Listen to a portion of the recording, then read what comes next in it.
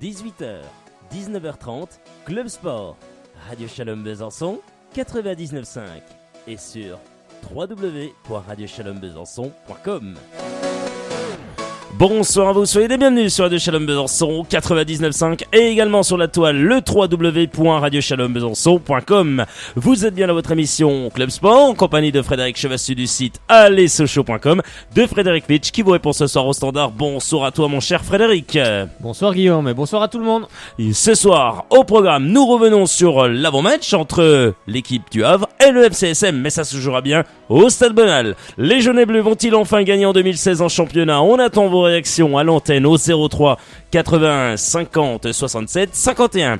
Pour revenir sur cette affiche, votre invité ce soir est l'attaquant havrais Joseph Mendes. Club Sport vous donne toute l'actualité du football mondial, tel que le programme du championnat de France de Ligue 1 et de Ligue 2, sans oublier la Ligue des Champions avec un Paris Saint-Germain victorieux qualifié en quart de finale à Stamford Bridge face aux Blues de Chelsea de Gus Hiddink. Rappelons que vous pourrez agir à l'antenne en nous appelant au 03 81 50 67 51. Club Sport avec Joseph Mendes, attaquant du Havre, commence maintenant.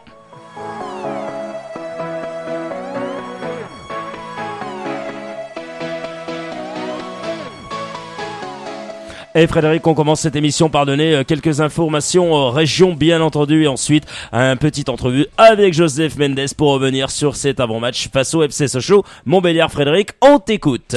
Allez, on va commencer avec du football, avec le championnat du national. Ce sera la 24e journée, donc ce vendredi 11 mars à partir de 20h. L'ASM Belfort se rendra du côté d'Épinal. On en avait parlé ce lundi avec Maurice Goldman, l'entraîneur de Belfort. On avait passé d'ailleurs un agréable moment et on était revenu sur cette rencontre. Allez, en championnat de CFA, ce sera la 21e journée, donc ce samedi 12 mars à partir de 16h. La réserve de Sochaux se déplacera du côté de l'AJ Auxerre. On espère une victoire des jaunes et bleus qui ferait beaucoup de bien au classement. Et le samedi 12 mars à 18h, Mulhouse recevra l'équipe de Chasselet MDA. Et ce 12 mars également, à partir de 18h30, l'équipe de Jura Sud Foot se rendra du côté de 10h. En CFA2, ce sera la 16e journée, donc il y aura des matchs en retard. Après, à prendre au conditionnel les heures de match, parce qu'on ne sait pas trop exactement. Alors en fait, le Racing Besançon devrait recevoir Selonget et Besançon FC devrait recevoir Thiers. Alors, on parle du Rosemont, du stade du Rosemont peut-être pour le Besançon FC, du stade Léo-Lagrange pour le Racing Besançon. En fait, pour le moment, rien n'est trop défini. Donc, vous regarderez droite à gauche sur les réseaux sociaux, un peu partout, sur les sites officiels du Besançon FC et du Racing Besançon pour voir l'horaire et le lieu du match. Et il y aura aussi ce samedi 12 mars à partir de 18h, l'équipe de Pontarlier qui recevra la réserve de Dijon. En LR2 également, ce sera la 13e journée, donc samedi 12 mars à 20h, le Clémenceau se déplacera du côté de Méziré-Fèche. Allez, un petit mot de handball pour une mauvaise nouvelle pour l'équipe de Nîmes, surtout l'équipe de Nîmes qui est pour le moment qui a un gros déficit, un déficit estimé à 340 000 euros. Donc le HBC Nîmes a déposé le bilan et ne disputera pas les playoffs de D1, donc c'était ce lundi soir que les dirigeants du club se sont mis en cessation de paiement et ils ont donc décidé de déposer le bilan auprès du tribunal de la ville. Alors c'était un club qui a été fondé en 1971 et ce qui va se passer, c'est qu'ils ne pourront pas disputer donc le quart de finale des playoffs face à Besançon. Donc c'est vrai que la fédération de handball va devoir prendre une décision. Elle pourrait supprimer la ligne de Nîmes du classement de la saison. Et ce qui vaudrait que Nantes prendrait la place en quart de finale. Donc une autre solution aussi serait de rayer rétroactivement le HBC de la saison et de rétrocéder tous les points qui ont été perdus face à cette équipe. Alors si ce cas se produit, c'est Nice qui intégrerait le groupe des playoffs. Il faut souligner que c'est le deuxième dépôt de bilan de la saison après celui de Mios Biganos en novembre dernier. Donc c'est très dur pour le handball féminin, deux clubs de l'élite qui disparaissent sur un dépôt de bilan. C'est très lourd. Allez, en Pro D2, ce sera la 18e journée. Donc le GBDH Grand Besançon Doux Handball se déplacera ce vendredi 11 mars à partir de 20h30 du côté de Mulhouse pour affronter le Mulhouse Handball Sud. Le Mulhouse Handball Sud Alsace, c'est bien ça. Donc un petit derby entre l'Alsace et la Franche-Comté. En National 1M, ce samedi 12 mars à partir de 20h15, le Baubin Belfort recevra l'Euro-Métropole Strasbourg-Schiltigheim Alsace Handball. C'est un grand nom, donc on espère une victoire des Belfortins. Allez, un petit mot de biathlon avec les mondiaux à Oslo, puis la franc-comtoise Anaïs Bécon arrache la médaille d'argent de l'individuel. Alors elle a fait une course pratiquement parfaite, Anaïs Bécon. Elle a décroché ce mercredi la première médaille individuelle de sa carrière lors des mondiaux. Elle a fini juste derrière sa compatriote Marie-Dorin Humbert, donc un beau doublé. Alors elle a été rapide sur les skis, elle a été créditée aussi d'un excellent tir, 19 sur 20. Donc Anaïs Bécon a décroché c'est la médaille d'argent, comme on l'a rappelé, lors du championnat du monde à Oslo, qui se déroulait donc en Norvège. Alors la jeune femme de Morbier elle a déjà été médaillée à plusieurs reprises, 4 exactement, mais sur des relais, donc elle arrache là un tout premier podium individuel lors des mondiaux. Alors bien sûr elle était en larmes à l'arrivée, on s'en doute, c'est une grosse victoire, alors qu'elle n'a manqué aucune cible ce mercredi lors de l'ultime tir debout. Comme sa compatriote Marie-Dorin Humbert, qui a elle été sacrée championne du monde. Or c'est fou de pouvoir partager ça avec une amie, disait Marie-Dorin Humbert. Et elle n'en revenait pas, la dernière citée au micro de nos confrères d'Eurosport. J'ai rarement eu envie de pleurer après une course, mais là c'est le cas.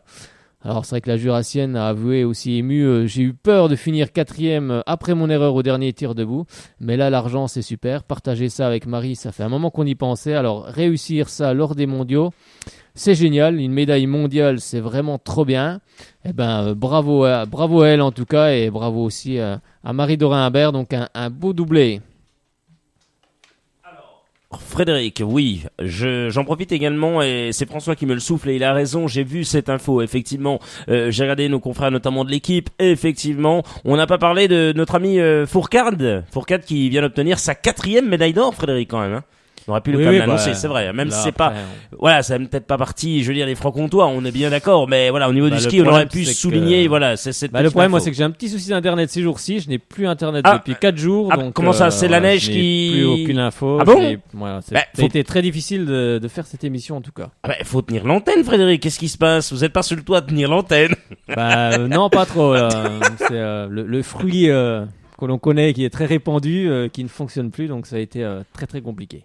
Bon, en tous les cas, on continue cette émission jusqu'à, vous le savez, 19h30, on parle de l'actualité, mais pas n'importe laquelle, cette actualité. Toute l'actualité des jaunes et bleus, c'est sur Radio Shalom Besançon.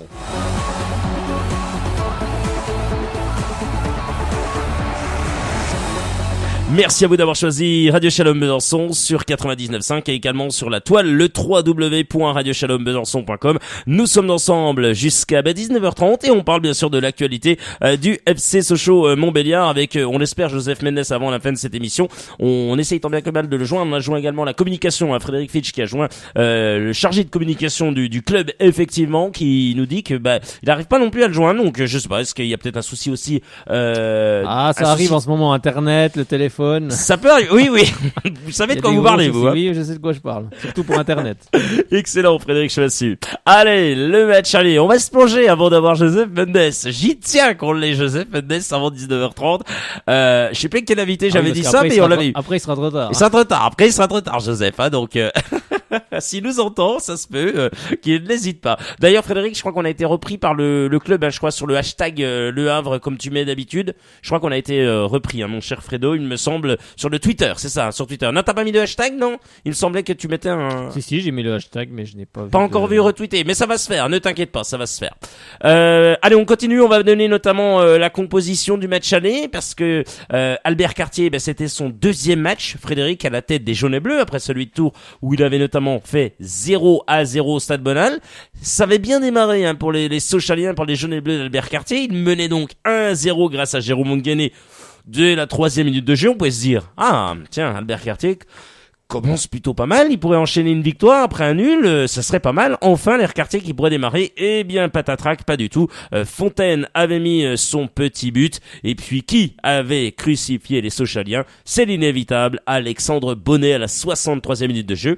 L'équipe était dirigée par Christophe Revaux, Frédéric, avant le nouveau coach américain, effectivement, Bob Bradley. Voilà, Bob Bradley, qui est à la tête de cette équipe havraise, effectivement. Et pour le coup, cette équipe havraise est pas si mal positionnée que ça, Frédéric, parce que elle va chercher son fameux podium, Fred. Oui, elle est au contact. C'est vrai que Christophe Revaux avait fait un excellent travail pour remplacer Thierry Goudet, qui avait été démis de ses fonctions. Donc oui, cette équipe du Havre est une très belle équipe. Elle est quatrième pour le moment à un point de la troisième place. Elle a 48 points et le Red Star a 49 points. Donc elle est au contact pour monter en Ligue 1. Ils font une excellente saison. Ils ont eu un peu de mal au début, mais depuis ils se sont bien repris. Et c'est vrai que maintenant il y a l'arrivée de Bob Bradley aussi dans cette équipe. Quelqu'un qu'on connaît bien, qui a fait la Coupe du Monde avec les États-Unis. Un très bon parcours. Donc pour le moment, le Havre va venir chercher à Sochaux 3 points. 3 points pour le hisser sur le podium, parce qu'il y a quand même plusieurs équipes qui sont à la lutte pour monter en Ligue 1. On a aussi Clermont qui est à 47 points. On a le RC Lens qui est 6e à 45 points. On a Metz qui est encore dans le coup avec 44 points. Voire même la JO Auxerre. Donc les équipes se tiennent. Il n'y a pas forcément beaucoup d'écart. Il y a un peu plus d'écart, bien sûr, avec la première et deuxième place occupées respectivement par Dijon et l'AS Nancy-Lorraine. Donc ça va être un match compliqué pour Sochaux également ce vendredi. Mais de toute façon, tous nos matchs sont compliqués depuis le début de saison. Donc il faut que Sochaux, lui, s'impose. Lui, il est dans la course inverse. Nous, on est concernés par le bas de tableau depuis un petit moment. Donc Sochaux doit absolument s'imposer. Mais ça, je pense que ça devrait donner un bon match avec une équipe du Havre qui ne va pas fermer le jeu. C'est une équipe qui cherche à jouer, qui va de l'avant également. On l'avait vu avec le match aller. Mais le match aller était peut-être un peu le frémisse de ce qu'on a connu après. On ouvre le score et on n'arrive pas à garder ce score. Donc c'est ce qui s'est passé sur les différents matchs après. Et c'est ce qui se passe encore à l'heure actuelle, hélas, pour Sochaux.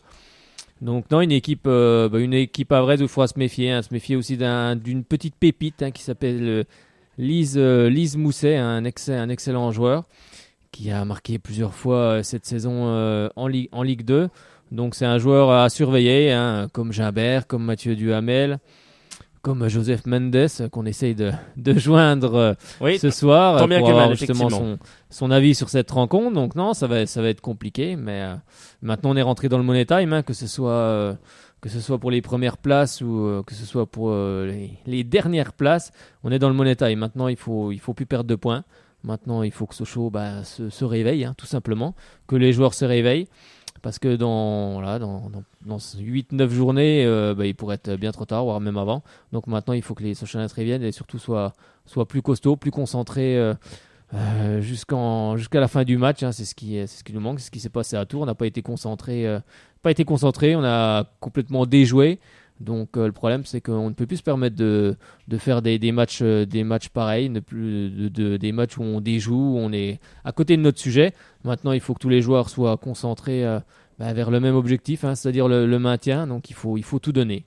Il faut tout donner maintenant et après on verra ce qui se passera dans 8-9 journées. Mais il faut vraiment tout donner. Ça va être compliqué. On va faire tout à l'heure, justement, on va parler un peu des équipes, des calendriers avec les différentes équipes. Moi, je suis remonté un peu jusqu'à Valenciennes. Je pense qu'on va être concerné.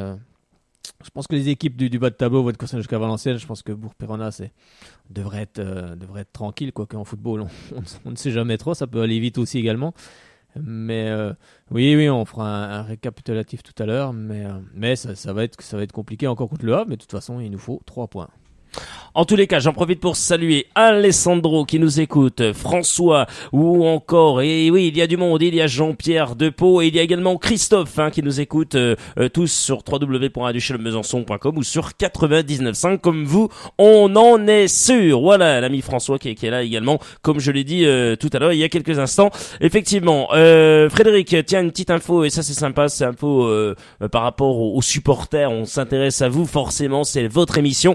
Ça tombe tombe bien, Faux Supporters Club FCSM, message pour les supporters disponible demain matin.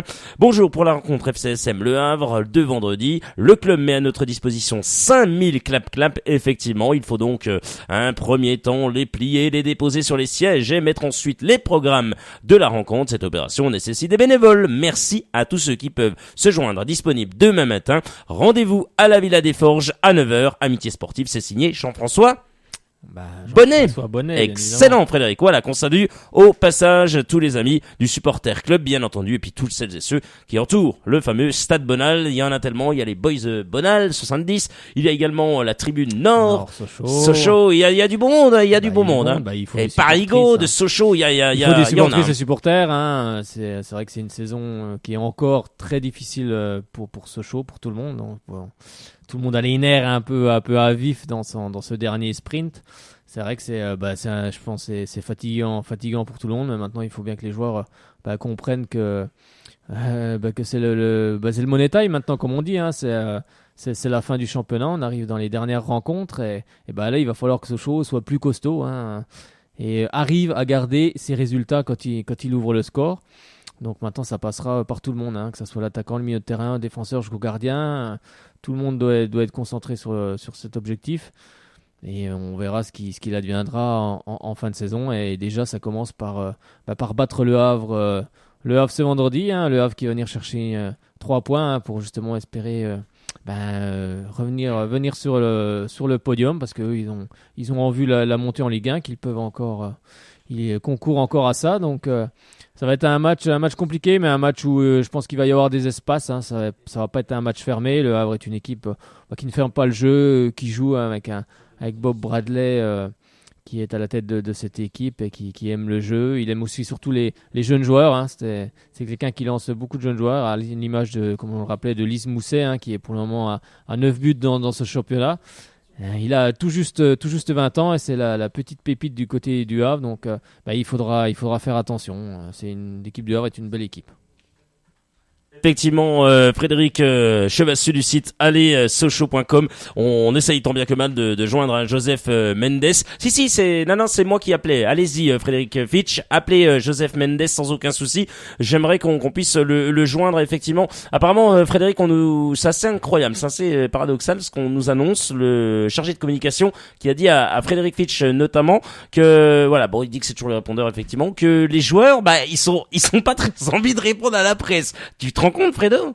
Je comprends pas, en fait, là. J'ai un petit peu du mal de comprendre, effectivement. Les joueurs du Havre? Les joueurs du Havre, oui, qui n'ont pas très très envie de répondre mais c'est pas que nous, hein, c'est pas sur nous, hein, c'est à la presse. A-t-il dit à Frédéric Fitch? Ce qui est étonnant parce qu'il était d'accord, Joseph Mendes était très très enchanté. Il en a parlé avec Ghislain Gimbert d'ailleurs, où ça s'était bien passé. C'est un bon moment avec Ghislain Gimbert. Un bon moment, effectivement. Après, on ne sait pas ce qui s'est passé dans la semaine. On ne sait pas. Peut-être qu'il y a eu des problèmes du côté du Havre avec la presse locale.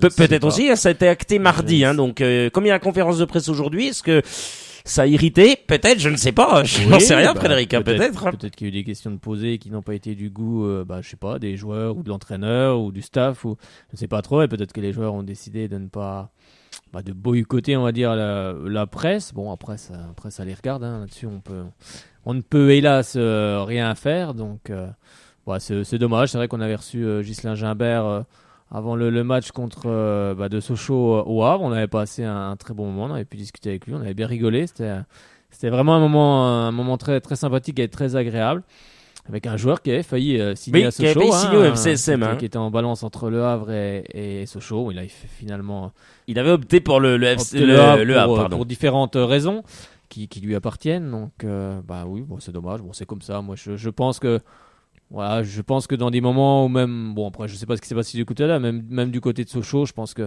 justement il faut dialoguer. Je pense que la communication est très importante et ne pas s'enfermer sur soi-même. Je pense que c'est bien aussi pour les supportrices et supporters qui viennent au stade.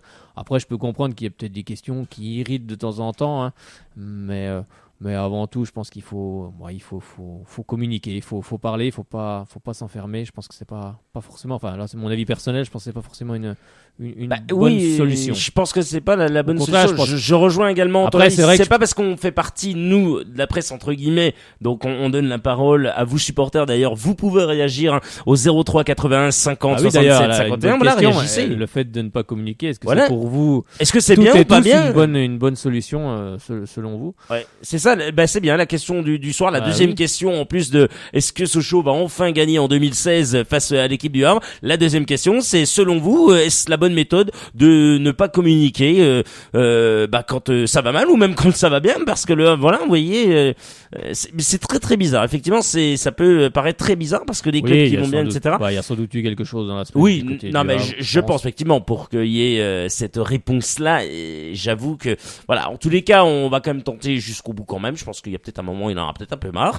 Je plaisante. Non, mais voilà, on va pas le submerger, mais on va essayer, bien sûr, on va tenter. Peut-être que le chargé de communication va peut-être me rappeler aussi Frédéric, donc je l'espère en tous les cas qu'on ait Joseph Mendes, un joueur que j'apprécie également. Buteur, le 3e buteur face à Valenciennes, c'est lui qui donne la victoire face à cette équipe valenciennoise d'Edouard Butin ou encore de Farouk Adzibelic. Donc oui, on pourrait passer un excellent moment avec lui, surtout parler du Havre, c'est toujours important. Bah tiens, vous êtes Havrais et Havrais, si vous savez peut-être pourquoi est-ce qu'il s'est passé quelque chose, j'en sais rien. Appelez-nous. Quel numéro, Frédéric Fitch? Je sais pas si pour joindre Frédéric Fitch d'ailleurs. Le 03 81 50 67 51. Donc vous venez nous parler à l'antenne justement de l'actualité du Havre, celle de Sochaux bien évidemment, comme tous les lundis et jeudi soir.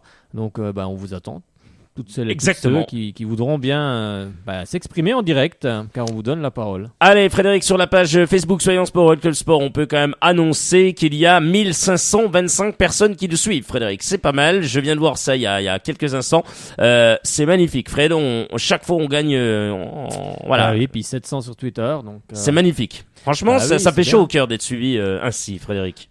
C'est bien. On espère qu'on fait notre travail du mieux possible. Après, on n'a pas forcément toutes les conditions, on n'est pas forcément réunis pour faire le maximum. On fait un peu comme on peut. Après, on supporte notre équipe, l'équipe de Sochaux. Mais on parle aussi de tous les clubs de la région, car c'est important. On va de Pontarlier jusqu'à Belfort, en passant par le Jura Sud Foot, en passant par Besançon, avec les plusieurs clubs sur Besançon. Donc, on essaie de parler de toute l'actualité, du handball aussi également, parce qu'il y a deux excellents clubs qui sont dans l'élite pour concernant les filles de SBF, LGBDH qui est en Pro D2, mais aussi on a la Espalante, on a Vesoul. Bref, on parle de tous les sujets. C'est une émission sportive, donc on est fermé à aucun sujet. On donne la parole vraiment à tout le monde. 03 81 50 67 51 03 81 50 67 51. Venez réagir bien sûr à ce qui se dit à l'antenne. On se fera un plaisir de vous prendre au standard qui pour vous répondre. C'est Frédéric Fitch ce soir. 03 81 50 67 51. Tiens, on va en profiter pour redonner la composition qu'avait alignée Christophe Revaux, qui est directeur sportif maintenant. Donc effectivement, il a trouvé sa nouvelle place, sa nouvelle voie. Christophe Revaux, l'ancien gardien du Havre notamment, ou encore de Rennes. Allez, Farnirol dans les buts, Chebak Mombris qui était là. Il y avait également Fortes, Bain, Cambon, Fontaine, Duhamel, Mendes, effectivement, notre fameux Mendes, Alexandre Bonnet et un certain Ghislain Gimbert. Pour Albert Cartier, alors Frédéric, et vous qui nous écoutez, Albert Cartier, eh bien les 4 joueurs qui avaient démarré bien sûr en défense, ça n'a pas bougé par rapport à ce qui se passe maintenant. C'est pas des bêtises. Werner dans les buts, Gibaud, Ongene Teke en défense centrale, ça y a pas de souci, et Julien Fossurier, donc le fameux Quator, eh bien là il n'a pas bougé. Ensuite c'est le milieu qui bouge un petit peu forcément. Marco Ilamaritra, il est quand même toujours là, il est toujours dans cet entrejeu socialien. Alors moi, par rapport à Marco Ilamaritra, si je peux me permettre Frédéric, est-ce que Marco Ilamaritra est vraiment à 100% de sa forme et est-ce qu'il est bon techniquement vraiment comme on le pense Frédéric? Réponse par rapport à ça. Si tu devrais analyser ce joueur, est-ce que pour toi tu le sens bien en ce moment? Après, il a été très bon contre Monaco. Il avait été très bon en Coupe de France. Après, en championnat, il a un petit peu plus de mal. C'est un joueur qui est athlétique, il est costaud. Après, au milieu de terrain, il avait fait des bons matchs, mais c'est vrai que sur son dernier match à Tours, après à Tours, contre Tours, difficile de juger, hein, tellement l'équipe a été absente. Hein. Il n'y a qu'un seul joueur qui ressort de cette rencontre, c'est Fuchs. Mais pour le moment, oui, il est en concurrence. Moi, je trouve que pour le moment, Jean de Fuchs est pour le moment meilleur que lui à son poste. Donc on a Jean de Fuchs, Florian Tardieu. Donc après, il faut faire tourner aussi les joueurs. Hein. Albert Cartier fait tourner parce que ce sont aussi des jeunes joueurs, hein, comme Jean de Fuchs, 18 ans. Donc il ne faut pas non plus les brûler parce que c'est vrai que le maintien, ça prend beaucoup d'énergie. On peut se blesser facilement. Hein. On se blesse plus facilement quand on joue le bas de tableau que quand on joue le haut de tableau. Hein. C'est pas du tout la même chose. Donc non, il faut faire tourner. Hein. Après, c'est sûr que pour le moment, il n'a pas fait non plus des très grands matchs, mais en Coupe de France, c'est vrai qu'il a été plutôt bon. Mais on va voir. Après, c'est Albert Cartier qui voit les joueurs la semaine d'entraînement, puis le week-end qui essaie de composer, bien sûr, de mettre la meilleure équipe sur le terrain. Mais il faut aussi tenir compte de la fatigue des uns et des autres. Puis là, on rentre dans le sprint final. Hein. Il reste 7 journées. Hein. Ça, 2, 4, 6, 7. Donc ça va être le compte est bon. Pas 7, qu'est-ce que je dis, 9 journées pardon. Oui, parce 9 que journées. Ah oui. Non, Oui, en fait, il est pas bon du tout. Oui, j'étais en train de calculer aussi moi, mais oui, non. Il reste 9 journées. Donc là ça y est, on est dans le money time. Donc maintenant il faudra que tout le monde hausse son niveau de jeu. Si c'est possible, en tout cas je l'espère, et qu'on voit autre chose que ce que l'on a vu contre Tours, parce que c'est sûr que si on joue comme ça, ça va être très compliqué. On risque pas de gagner beaucoup de matchs, et ce qu'il nous faut pour le moment, c'est gagner des matchs et prendre 3 points. De toute façon, il y a plus grand chose à calculer dorénavant, et ça commence déjà par ce vendredi par battre cette équipe du Havre, hein, qui bien sûr lui elle veut jouer les premiers rôles et accéder à cette Ligue 1, mais nous on est obligé de se sauver, donc on espère que Sochaux prendra 3 points. Allez, on va donner effectivement Frédéric le reste de l'équipe qui avait aligné Albert Cartier. On s'intéressera ensuite au groupe, bien entendu, qui va affronter cette équipe du Havre, hein, qui fera partie bien sûr de cette rencontre demain à 20h au Stade Bonal. Le restant, Ramaré était capitaine. Est-ce que Ramaré fait son retour ou non dans le groupe? Vous allez voir dans quelques instants. L'ami Florian Martin était également du voyage, tout comme Moussa Sao, Sékou Cissé et Kartoko Ekambi. Adi Sako n'était encore pas dans le groupe. Le groupe socialien pour demain, il est là. Werner dans les buts, aucun souci, je pense qu'il sera titulaire. Ensuite, Maxence Prévost qui est également là, deuxième gardien. Adolphe Tekeu, Pierre Gibaud, Julien Fonsurier, Onguené, je pense que ça ne va pas changer. Il va aligner cette équipe-là. Ensuite, il est là, Marco Ilamaritra. On en parle de Marco Ilamaritra. Il le remet dans le groupe. Est-ce que c'est pour encore lui dire, Marco, tu n'es peut-être pas à 100%, tu n'es peut-être pas bien en ce moment, mais je te redonne confiance, je te fais confiance. Il est là, tout comme Florian Tardieu, Jean de Fuchs, Johan Ramaré sera bien là, Florian Martin, Moussa Sao qui était très très bon face à Nantes est également là, Kartoko Ekambi, Yanis Mbombo, Sékou Cissé et un certain Adi Sako. Bien joué Frédéric. Voilà, il a de quoi faire en attaque, il a de quoi faire. J'espère qu'Albert Cartier alignera la meilleure équipe que possible. Il y a une équipe sur le papier, il y a rien à faire, il y a quand même une équipe sur le papier. C'est vrai, voilà, il y a des gens des supporters qui le disent effectivement qu'il y a vraiment de quoi faire sur le papier, c'est quand même intéressant, mais après c'est pas tout d'avoir des beaux noms. Si on n'arrive pas à les faire jouer ensemble, là c'est beaucoup plus compliqué et apparemment ça prend du temps, plus de temps que prévu du côté de Sochaux pour pouvoir les faire jouer. J'espère que ça va vraiment y aller parce qu'il y a des joueurs comme Mbombo, comme Sako, comme Cissé, comme Sao également qui revient, qui est en pleine bourre en ce moment. J'espère que ça va se confirmer, que ce match à Tours n'est qu'une une défaillance, malheureusement. Voilà, mais il y en a tellement eu trop, vous allez me dire Frédéric. Il y en a tellement eu des défaillances cette saison. Oui. Il y en a marre, mais voilà, chaque fois, chaque émission, on y croit, on se dit, allez, cette fois-ci, ça va être la bonne. Effectivement, Frédéric, j'espère que ça sera la bonne demain au Stade Bonal et que Sochaux va faire plaisir à son public qui a besoin de retrouver ce sourire en championnat, qui a besoin de ces fameux 3 points pour lui donner, pas dire satisfaction, parce que ce n'est que 3 points, comme dirait Albert Cartier, demain en conférence de presse, s'il venait à gagner 2-1, 0 ou 3-0, j'en sais rien, il va pas dire on a gagné la Ligue des Champions, quoi. Mais effectivement, il pourrait peut-être parler aussi de mental et surtout de parler de la dernière grande ligne droite. Je pense que Albert Cartier il est en train de se préparer un petit truc avec ses joueurs en leur disant voilà, vous avez été là, cette fois-ci, c'est bon. Là, vous avez ça, il reste tant de matchs, tant de trucs, il faut prendre tant de points, etc. À mon avis, Frédéric, ça doit se préparer comme ça. Bah, je crois qu'il faut plus calculer maintenant. Voilà, je pense. Faut plus calculer. À chaque match, faut prendre 3 points. Si on veut se sauver, de toute façon, dans la position où on est 18e avec 25 points. On a 3 points des Chamonix-Niortais qui sont 17e. Eux, ils ont 28 points. Donc, de toute façon, maintenant, il y a plus à réfléchir. Il faut prendre 3 points à chaque match. Il faut prendre le maximum. Donc, bien sûr, il va falloir prendre des risques.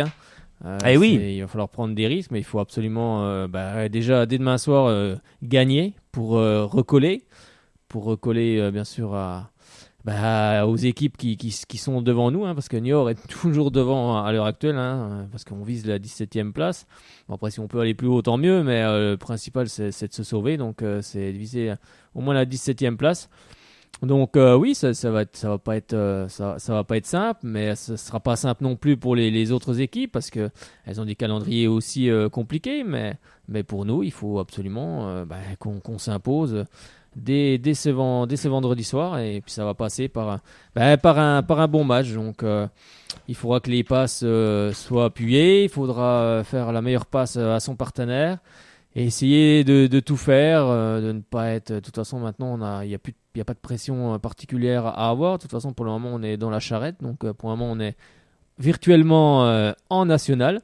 Donc il faut s'inspirer de l'exemple de Nîmes, qui est parti avec 8 points de retard et qui finalement n'avait pas de pression, donc est remonté pour se trouver maintenant à une confortable place de 15e, même si bien sûr ils sont toujours concernés par le maintien, mais ils n'ont pas eu de pression, donc il faut faire pareil. De toute façon, il faut prendre 3 points à chaque match, donc on va voir, mais il faut pas qu'on craque non plus en fin de match.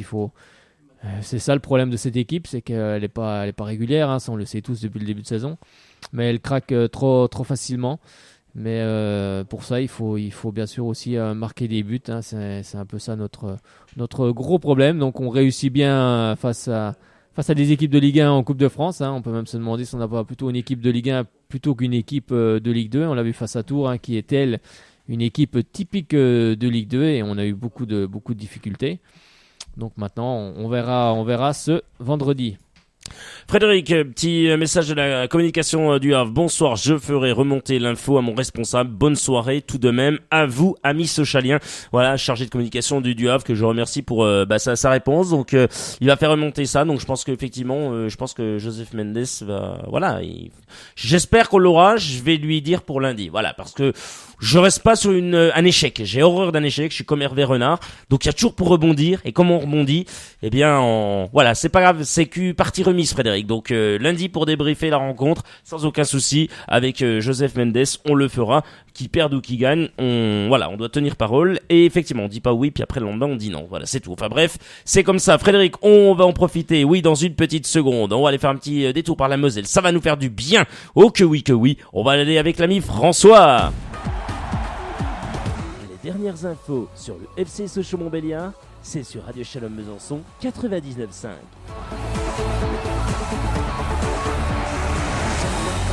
Merci à vous d'avoir choisi Radio Shalom Besançon. 33 minutes que nous sommes ensemble. Allez, on va sans plus attendre accueillir l'ami François qui est avec nous. Bonsoir à toi, François. Bonsoir Guillaume et bonsoir Frédéric. Bonsoir, François. Comment ça va, François? Ah, ça va super, ça va. Et vous? Bah écoute, parfaitement bien, sauf quand les invités nous lâchent, mais c'est comme ça fait partie du jeu. On aime ça, la radio, ça fait partie du jeu, ça fait partie... pas trop souvent quand même. Ben c'est vrai, non, on aime ça, mais si ça peut se faire pas tout le temps, ça serait bien. Non, je plaisante, non, c'est très rare que ça se fasse. Ça s'est fait peut-être une fois, mais il y a eu un retard, mais là, c'est oui, vrai parce que ça voilà. prend du temps aussi de faire des questions, ça. Ben, voilà, c'est Donc, ça aussi. Après, bon, Frédéric, dans les grandes radios, ça arrive également. Je veux dire, ça arrive qu'une personne, soudainement préparait des questions et du coup, elle n'est pas là. Mais au moins envoyer un petit SMS simplement en disant du coup on fait non, ou j'en sais rien, ou m'expliquer non, en fait je peux pas, empêchement, même si voilà, on donne pas la raison, mais au moins excusez, effectivement Frédéric. Mais bon, allez, on reste positif parce que demain il y a un match, demain il sera peut-être titulaire Joseph Mendes, et attention qu'il n'aille pas claquer un but. François, effectivement, t'as entendu le groupe, j'en suis sûr, il y a quelques secondes, qu'on va redonner rapidement. Werner, Prévost, Teke, Gibaud, Fossurier, Onguené, Fuchs, Ilama Reitra, Florian Tardieu, Johan Ramaric fait son retour, Florian Martin, Moussa Sao, Toko Ekambi, Yanis Mbombo, Adisako et Sékou Cissé. Il y a de quoi faire, François, avec ça.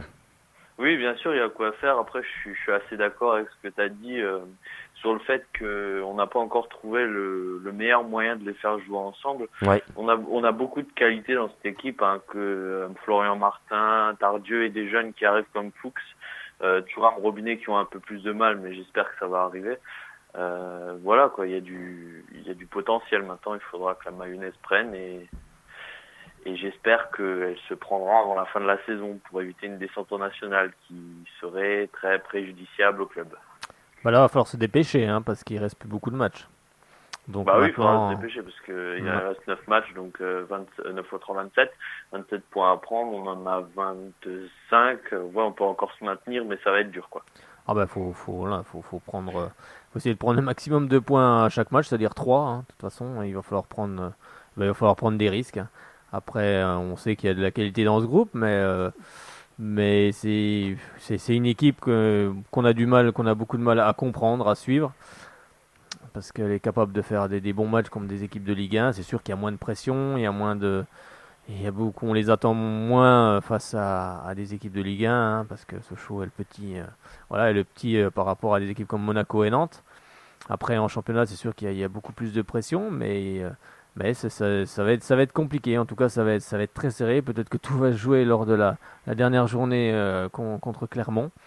Mais il faudra que cette équipe, elle joue. Hein. Ils arrivent à jouer ensemble. Hein. Il va falloir à un moment donné qu'ils soient plus costauds aussi également. Hein. C'est surtout ça qui nous fait défaut, parce qu'on arrive à ouvrir le score, mais on n'arrive pas à le garder.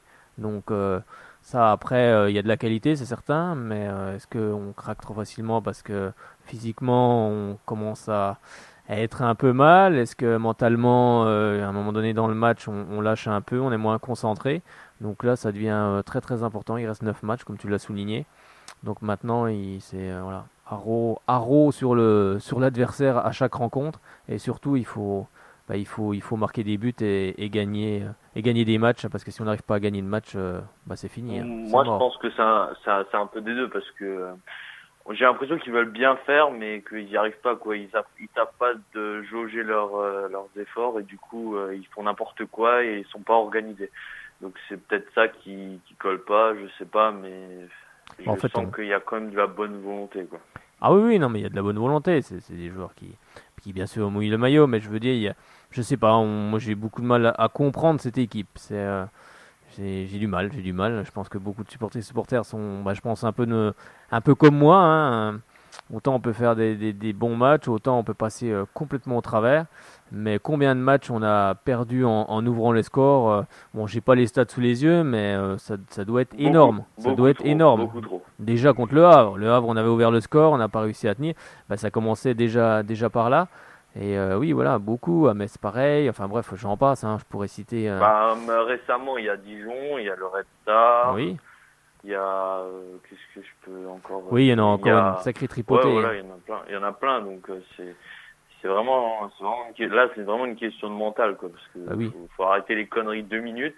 Faut se poser, faut se calmer, quoi. On gagne 1-0, c'est l'adversaire qui a la pression maintenant, que ce soit à domicile ou à l'extérieur. Faut vraiment marquer le deuxième but et jouer sereinement. Il faut pas se précipiter. Faut jouer comme on sait jouer, comme on a pu marquer un but, on est capable d'en marquer un deuxième. Donc c'est ça le problème. Je reste perplexe devant cette équipe-là, quoi. C'est surtout quand on ouvre le score, et tout de suite on se met à reculer. Alors qu'il faut rester aux avant-postes, il faut surtout pas reculer et continuer à avancer, à aller de l'avant. Et c'est un peu ça notre tort. On se met à reculer, et puis bien sûr l'adversaire le sent, donc il insiste, et souvent il sait que l'équipe de Sochaux peut craquer, hein, quand elle recule comme ça. Ils sont pas fous, hein, les adversaires nous étudient également, hein, voient nos matchs, donc ils repèrent très bien nos points faibles. Et ils savent que si on recule, ils ont une chance d'égaliser, ou bien sûr de prendre l'avantage. Donc il faut arrêter de reculer quand on mène au score, il faut aller de l'avant, et après on verra ce qui se passera exactement. Mais oui, ça va être compliqué. Voilà. C'est très compliqué parce que mentalement on est très très très faible, donc c'est ça qui peut être préjudiciable pour la fin de saison, quoi. C'est chercher les points là où on peut les chercher, où on doit les chercher. Maintenant, on doit pas regarder l'adversaire, on doit jouer au foot, quoi. Donc, oui, exactement. Compliqué. Puis de toute façon, si on tombe, on tombe. C'est le sport, c'est comme ça. Mais il faut prendre l'exemple de Nîmes. Pour le moment, de toute façon, on est 18e, donc on est dans la charrette. Donc il faut jouer sans forcément se mettre de la pression, se mettre trop de pression. Maintenant, c'est vrai qu'il y a beaucoup de jeunes joueurs aussi dans cette équipe, mais il y a des joueurs cadres, donc j'espère que le retour de Yohan Ramaré au milieu de terrain, on verra, il va falloir qu'il retrouve un niveau, son niveau, hein, bien sûr, il a été blessé pendant un bon petit moment. J'espère que son retour va nous faire du bien en tout cas, et il faudra que tout le monde se mette au diapason, et surtout qu'on gagne des matchs, parce que voilà, en football, ça devient très urgent. C'est plus qu'urgent, là, ça devient vital même. Là, ça devient vital pour le club. Pour le club, faut pas que le club descende en national, parce que sinon c'est la galère assurée, quoi. On n'arrivera pas à monter directement, je pense pas. Hein. Souvent, j'entends à droite à gauche, ça serait bien descendre en national, on reconstruit tout. Non, on construit pas en national. Non, on construit pas. On l'a bien vu. Non mais je vais vous dire pourquoi. Non mais je vais vous dire pourquoi. On reconstruit si bien sûr qu'il y a quelque chose derrière, c'est-à-dire qu'il y a une préparation, il y a un nouvel investisseur, il y a de l'argent, il y a tout ce qu'il faut, il y a il y a quelque chose qui se prépare, il y a vraiment un vrai projet, un vrai truc. Là, il y a rien du tout. Il y a rien du tout. Il y a rien du tout. Il y a rien de rien, on sait pas du tout où on est, on sait pas du tout ce qu'on fait. Il y a simplement monsieur Lee qui a dit 3 lignes dans voilà nos confrères notamment du Parisien et autres. Qui a dit écoutez, le projet c'est de continuer la formation, c'est de faire un petit peu ce qui se fait maintenant, acheter un ou deux joueurs, puis voilà. Si c'est que ça, je pense qu'à un moment donné, c'est opération de maintien. C'est un peu du foutage de gueule, quoi. Enfin, moi, c'est ce que je pense, hein, je le dis clairement, c'est du foutage de gueule, quoi. Oui, avec des mots comme ça, oui. Oui, après, voilà, je pense mais je pense qu'il même en descendant en national, c'est pas forcément la solution. Non, si on descend sportivement, il faudra accepter. Exactement, Frédéric. C'est comme ça, mais c'est pas une solution. On reconstruit pas en descendant encore d'un étage. Bien sûr, on va pas. T'imagines, toi. Mais il faut absolument. Après, si on veut comparer, on peut regarder avec le mec qui est venu du Havre, là, l'américain, je sais plus comment il s'appelle. Bob Bradley. Non, pas le coach, Frédéric. Le financeur, l'actionnaire. L'actionnaire. Oui, on a vu que il a quand même recruté des joueurs au mercato de Grégoire Puel, Mathieu Duhamel, Justin Gimbert. C'est pas des joueurs dégueulasses. C'est pas des joueurs c'est pas des joueurs et là, qui sont pas au mercato hivernal, j'ai été agréablement surpris par l'arrivée de Thomas Ayas, qui pour moi est un véritable cadre, qui était un véritable cadre dans cette équipe de 3 sous la tutelle de Jean-Marc Furlan. Oui. Donc c'est vrai. Et il a dit dans une interview accordée à vos confrères de beIN Sport, l'important était pour moi de retrouver une dynamique sportive. Donc on sent qu'au Havre, il y a quand même un truc qui va se passer, quoi. Oui, non, mais on est bien d'accord qu'au Havre, il y a quelque chose, il y a une émulsion, il y a un nouveau coach en plus, il y a et puis Christophe Ravo avait quand même réussi à retresser un petit peu les choses après le départ de l'ami Frédéric le Thierry-Goudet, effectivement. Oui, il y a la volonté de monter en Ligue 1, tout simplement. C'est un club qui a envie de monter en Ligue 1 et puis qui se donne les moyens, tout simplement. Pour moi, je pense que honnêtement, il y a Dijon qui va monter, Nancy, et le troisième pour moi, ça va se jouer réellement entre le Red Star et le Havre. Pour moi, après, c'est mon avis personnel. Je pense que ça sera le Havre. Effectivement, moi aussi, je vois ça. Dijon, Nancy, le Havre. Voilà, pour moi, c'est ça. J'aimerais bien que ce soit le Havre, comme ça, il y aura un joli petit derby quand le Havre. Oui, c'est vrai. Et puis cette équipe du Havre a quand même des bons joueurs et mérite également. Le Red Star aussi, mérite aussi, parce que le Red Star font une très très très bonne saison, effectivement, en Ligue 2 aussi. C'est pas encore fini. Ils ont des joueurs intéressants, genre Amer Boisa, Naïm Siki, Nga Munkol, le gardien qui était remplaçant à Laval, Balijon. Ah oui, Balijon, c'est vrai. Oui. Il était la saison dernière, il était remplaçant à Orléans, il me semble. Donc voilà, ça. Oui, mais je crois qu'il a fait une piche à Laval aussi. Il me semble bien l'avoir déjà vu dans les. Voilà, on est bien d'accord. Ouais. Enfin, voilà, il y a vraiment. Il y a plusieurs équipes qui peuvent encore. À la montée, comme Lens, qui n'est qu'à 4 poinns, Metz qui a 5 points. Ah, mais attention, au Messin, ça peut aller le Makoto, attention. Ça peut aller vite en football. Moi, personnellement, ce que je pense pour Lens, s'ils montrent en Ligue 1, pour moi, ce serait une catastrophe pour eux. Ce serait recommencer comme l'année dernière et remonter, descendre aussi vite qu'ils sont montés, quoi. Après ça ils verront bien, mais je veux dire, ils sont quand même encore dans la course actuellement, ils sont pas forcément distancés de beaucoup, donc ils sont toujours concernés également, donc ça va être une lutte. S'ils étaient aussi bons sur le terrain qu'en dehors du terrain, ils pourraient jouer largement les premières places. Donc, après voilà. c'est un autre débat, mais c'est vrai que Oui, c'est vrai qu'il y a plusieurs équipes concernées, comme le bas de tableau, ça va être intense. Dans les derniers matchs, ça va être mentalement, il va falloir être très costaud, hein. Que ça soit en haut, forcément encore plus en bas. Oui, pour lutter. Parce que le haut, encore vous terminez 4, 5, 6e, ça va, mais vous terminez 18e, vous êtes plus dans la même, vous êtes plus même dans la même ligue la saison prochaine. En bas de tableau, on va voir, c'est celui qui aura les nerfs les plus costauds qui s'en sortiront. En tous les cas, François, un petit pronostic quand même pour le match de demain. J'espère une victoire 1-0. Allez, victoire 1-0. Victoire 1-0, ouais. Bon, on la prend cette victoire, un but à 0, bien entendu. François, merci de ton appel. On a passé un excellent moment, plus de 10 minutes avec toi. Mais c'est bon, ça sent le football et ça fait plaisir. Salut et allez! Allez, Sochaux et bonne soirée. Salut François, merci. Allez, un petit coucou d'Orgelet. Et puis pour vous dire que vendredi, demain, je serai à Bonal. Faut rien lâcher, never give up. C'est Sochalien Jurin qui nous dit ce beau message. Merci à vous, Sochalien Jurin, d'Orgelet, amis jurassiens et jurassiennes qui nous écoutent ce soir. Oui, il faut rien lâcher. Il a tout à fait raison, hein. C'est pas encore fini, hein. Pour le moment, on est toujours en Ligue 2. Il faut espérer qu'on le soit.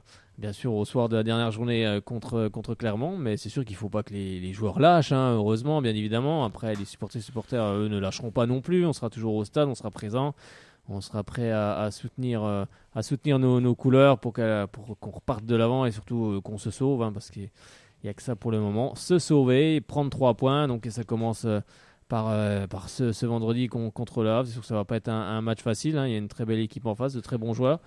Mais pour ça, il faudra mettre tous les ingrédients, de la combativité, de la niaque et surtout faire le geste juste et marquer des buts.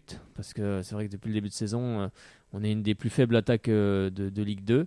Mais on a quand même les moyens de se sortir de cette Ligue 2 et surtout de se sauver de cette Ligue 2. Mais pour ça, il faut que tout le monde soit justement à 100% lors des matchs, qu'il n'y ait pas des joueurs qui soient un peu moins. Et c'est ça le gros problème, c'est que tout le monde soit à 100% et bien sûr, et qu'un objectif en tête, c'est sauver le club, hein, tout simplement, hein. Ouais, il faut sauver le soldat Sochaux, bien entendu.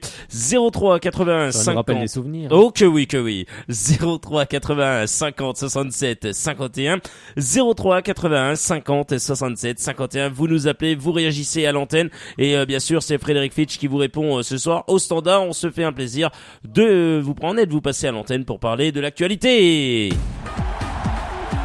Toute l'actualité des jaunes et bleus, c'est sur Radio Shalom Besançon.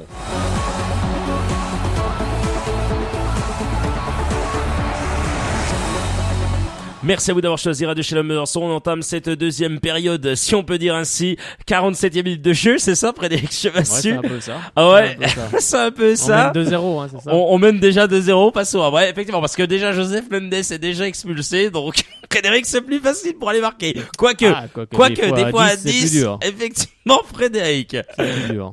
Donc faut se méfier. Effectivement, et tiens, Sochalien qui dit merci à vous et allez Sochaux. Oui, ils en ont besoin de ce fameux allez Sochaux, effectivement. Allez, Frédéric, on va s'intéresser à l'arbitrage avant d'accueillir Dominique au téléphone qui nous appelait au 03 81 50 67 51. Frédéric, qui va arbitrer cette rencontre entre cette équipe sochalienne et Havraise? On t'écoute, Frédéric, avec cette belle info, bien entendu, que tu as ici. Voilà qu'on te la donne, Frédéric. Et tu es en train de chercher ses feuilles. Vas-y, on t'écoute. Alors, ce sera Johan Rouinsard qui va arbitrer donc la 30e journée de Ligue 2 entre Sochaux et Le Havre. Alors, il nous vient de la Ligue Atlantique, il est âgé de 40 ans. Et il va être assisté pour cette rencontre de Paul Cravot et Michel Dolmadjian. Alors, Johan Rouinsard a officié en Ligue 2, hein, il officie depuis 2009. Il a dirigé déjà 2 fois le FC Sochaux, hein, ces 2 dernières saisons. Alors, le match de Sochaux qu'il a dirigé cette saison, c'était la première journée de Ligue 2 entre Clermont et le FCSM, et ça avait fait un match nul 0 partout. Et le match de Sochaux qu'il a dirigé la saison dernière, donc c'était la 7e journée de Ligue 2 entre Sochaux et Nîmes. Et ça s'était mieux passé pour Sochaux, parce que Sochaux l'avait emporté 2-0. Alors, il a dirigé un match du Havre, hein, cette saison, c'était la 3e journée de Ligue 2, entre le Paris FC et le Havre. Et ça avait plutôt porté malchance aux joueurs havrais, puisqu'ils s'étaient inclinés 3-0 face au Paris FC. Alors, je pense que ça doit être un des plus gros scores du Paris FC cette saison, le 3-0. Hein.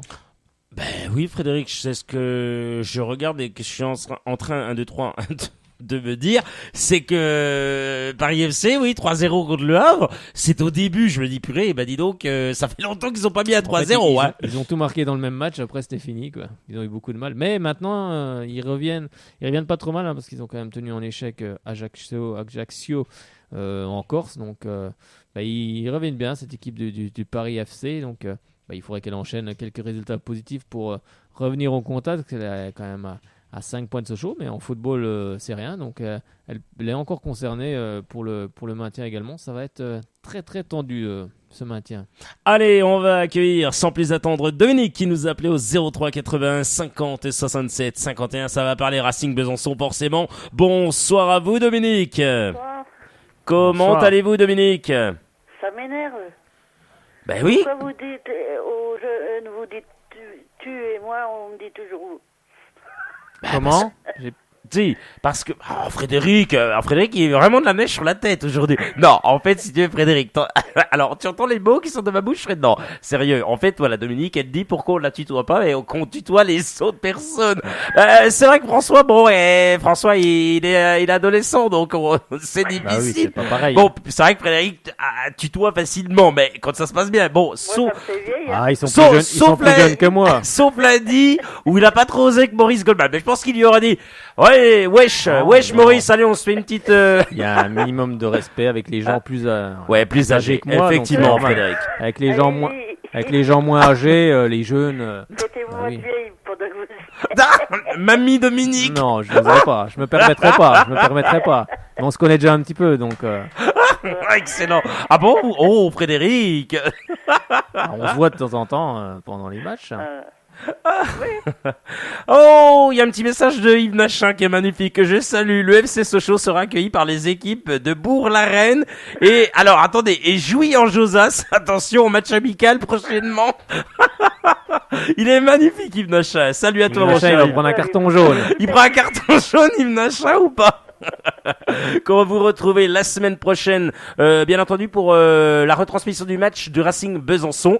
Ouais, enfin, effectivement, je l'espère en tous les cas, Frédéric, avant que tu donnes l'info, Yves Nachin, vous le retrouvez bien sûr demain entre 17h30 et 19h pour Shalom à vos côtés. Oui, Frédéric. Non, parce qu'on a le groupe à vrai, donc on peut peut-être. On va le donner, effectivement. Le communiquer avec, il y aura Farnol, Milazovic. C'est dommage qu'Alexander soit pas ici. Hein. Exactement, ouais. Milosavljevic, bon, Ouais. désolé si j'ai écorché le nom. Alors, Chebak, Fortes, Cambon, Montbry, Mendy, Thomas Arias, on parlait à l'instant, Fontaine, Gamboa, Bonnet, Louis Serre, en attaque Duhamel, Lys Mousset, faut se méfier de ce jeune garçon, et Joseph Mendes, et Gimbert également, Ghislain Gimbert. Donc voici le groupe à vrai. Donc il y aura juste comme absent Denis Bain. Donc il a été victime d'une gastro et ne sera pas du voyage du côté du Doubs. Pas prendre un coup de froid là. Lui, prendre des coups de froid. Mais effectivement, c'est ce que j'avoue en tous les cas. Bon, Dominique, le Racing Besançon. Alors. Après sa claque, 3-0, vont-ils se reprendre? Jouera pas. Ouais, c'est ça, jouera ou jouera pas? En fait, c'est la question du week-end pour le Racing. Bah oui, parce qu'on sait même plus où les équipes vont jouer, donc ça devient très très compliqué tout ça. Je sais pas où jouer où. Vous allez jouer à Malcombe. Allez à Malcombe. Peut-être qu'on vous trouvera peut-être un terrain derrière, je sais pas. Non mais c'est un truc de fou, Frédéric. Ce qu'il faut faire, c'est une pelouse. Il faut mettre une pelouse synthétique. Le souci, c'est que le BFC soit aussi en match retard. Bah oui, après, moi j'ai cru entendre que ça se jouerait heureusement, mais en fait on en sait guère plus. Heureusement, pilote à la Malcombe. Les supporters, on les met où, heureusement? Ouais, puis à la Malcombe, on les met où? Bah c'est pareil. Bon, la Malcombe, c'est pas encore. Il y a rien de. Moi je sais pas. Moi je comprends pas trop. Je comprends pas trop, mais il va falloir je sais pas, que tout le monde se pose la question de. Bah oui, puis que tout le monde se pose la question de la pelouse. Est-ce qu'il n'est pas utile de mettre une pelouse synthétique? Je ne sais pas, une pelouse synthétique où on peut jouer l'hiver dessus. Après, oui, je sais pas, c'est des questions. C'est sûr que c'est un budget, hein, ça coûte de l'argent également à la ville. Donc, je sais pas, c'est peut-être une solution à entrevoir, une pelouse semi-synthétique. Il faut mettre une tribune où il y a du synthétique. Oui, là c'est peut-être un peu plus compliqué, quoi. Il y a peut-être meilleur temps de changer complètement la pelouse que de délocaliser le stade Léo Lagrange. Il faut mettre une vraie moquette, comme dit Nachin. Oui, après. Il y a des promos qui sont faites après, d'ailleurs. Comme à Lorient. Lorient a une pelouse synthétique. Oui, je Ouais, sais pas. Pourquoi ne pas faire la même chose ici C'est poli, mais la pelouse synthétique, c'est de la... Hein? Ah non, ça va bien. Regardez le SC Clémenceau Besançon, comme ils vont bien, d'Alexandre Pep, comme ça va bien, que ça joue bien au foot. Il y en a une à Lorient, puis ça ça marche plus Lorient bien, 4-4-2, attendez. Il y a des petites équipes techniques là-dessus. Parce que... Faut que le Racing soit technique Bah, alors. au contraire, Allez, Mika. Au contraire, ça peut avantager complètement. l'équipe locale qui joue dessus. Oui, puis local, mais les autres qui n'ont pas l'habitude de jouer... il faut qu'ils s'habituent. On joue sur un synthétique ailleurs. Le problème c'est qu'en synthétique il faut jouer juste. Hein. S'il a pas assez mal dosé, c'est sûr que c'est très compliqué. Mais après, les joueurs sont capables de jouer sur du synthétique maintenant. Hein. Il y en a de plus en plus d'ailleurs. Hein. De plus en plus de pelouses sont soit synthétiques, soit semi-synthétiques. Bon, après, je suis pas forcément un expert des pelouses, mais oui, après il faut se poser les bonnes questions. C'est vrai que ça fait quand même pas mal de matchs qui sont remis quand même en cascade, mais maintenant on arrive à un moment donné où on n'a plus trop de dates pour les mettre. On n'en a plus qu'un, hein. Après on a le 27. Oui, il y a le week-end du 26 mars, donc après il reste plus que ça. Après le derby, apparemment on parlait du 23 mars, mais il paraîtrait qu'il pourrait très bien se délocaliser le 26, donc en fait on ne sait plus trop, donc on attend d'avoir les... Le 19 il y a l'autre derby. Oui. Au Pontarlier. Oui, c'est pour ça le Besançon FC lui va se retrouver à jouer 3 matchs dans la même semaine, donc je sais pas, c'est un peu, ça devient très très compliqué. Même pour nous, on doit commenter le match du derby et on ne sait toujours pas vraiment la date. Tiens, donc, une info, Frédéric, de notre ami Benjamin qu'on salue au passage. Dis donc, Benjamin, on t'attend toujours d'ailleurs dans les studios. Je crois qu'apparemment, oui, c'est vrai. Benjamin, quand est-ce que tu reviens d'ailleurs? Oui, tu nous manques. Tiens, tiens, il a un petit message, Benji. Pour nous, c'est la même chose à la Malcombe. Interdit de jouer sur notre terrain de football américain, dit-il. Salut, mon cher Benjamin. Le football américain. Exactement, Frédéric, notre footballeur américain, c'est bon ça. Oui, c'est vrai qu'il y a, après toi, c'est compliqué aussi pour le football américain, hein, pour Benjamin aussi également, hein, qui s'occupe des Bisons, hein, c'est ça, si je me trompe pas. C'est bien cela, Frédéric. Il me reprendra si je me trompe. Donc les Bisons de Besançon. Oui, donc après je sais pas, c'est à tout le monde de trouver des solutions, mais je pense que c'est pas simple à trouver, c'est sûr. Bon, Dominique, allez, un petit pronostic pour le match de demain entre Sochaux et Le Havre. J'ose même plus en faire. Soyez quand même positif quand même. Allez, ils ont gagné 2-1. Allez, 2-1, l'affaire est pliée, l'affaire est rangée. On vous laisse avec Samuel Etienne pour question pour un champion, bien sûr. Fini, hein. Allez, bonne soirée à vous, Dominique. Et puis, alors, c'est moi qui dois faire le boulot, là? Si vous voulez, allez. Allez, Racing. Et allez. Sochaux. Bonne soirée, Dominique. Allez, quel numéro faut-il composer pour joindre Frédéric Fitch? C'est le 03 80 50 67 51. Tiens, essayez un petit coup, Frédéric Fitch, bien sûr, allez-y. Le groupe Havre, c'est tout bon, effectivement. Non, Frédéric, attendez, Frédéric, je suis assuré, ne me perturbez pas, parce que je suis tout perturbé maintenant. On va s'intéresser à des stats. Ça, c'est intéressant, Frédéric Chevassu. Les stats, notamment, de ces deux formations. 11 succès en 21 matchs face à cette équipe du HAC. Frédéric, la stat c'est 2003. Eh bien c'est comme l'année du dernier succès. Et c'était pour qui, Frédéric? Ce dernier succès, à votre avis, c'était pour les Sochaliens. Eh ben oui, Frédéric.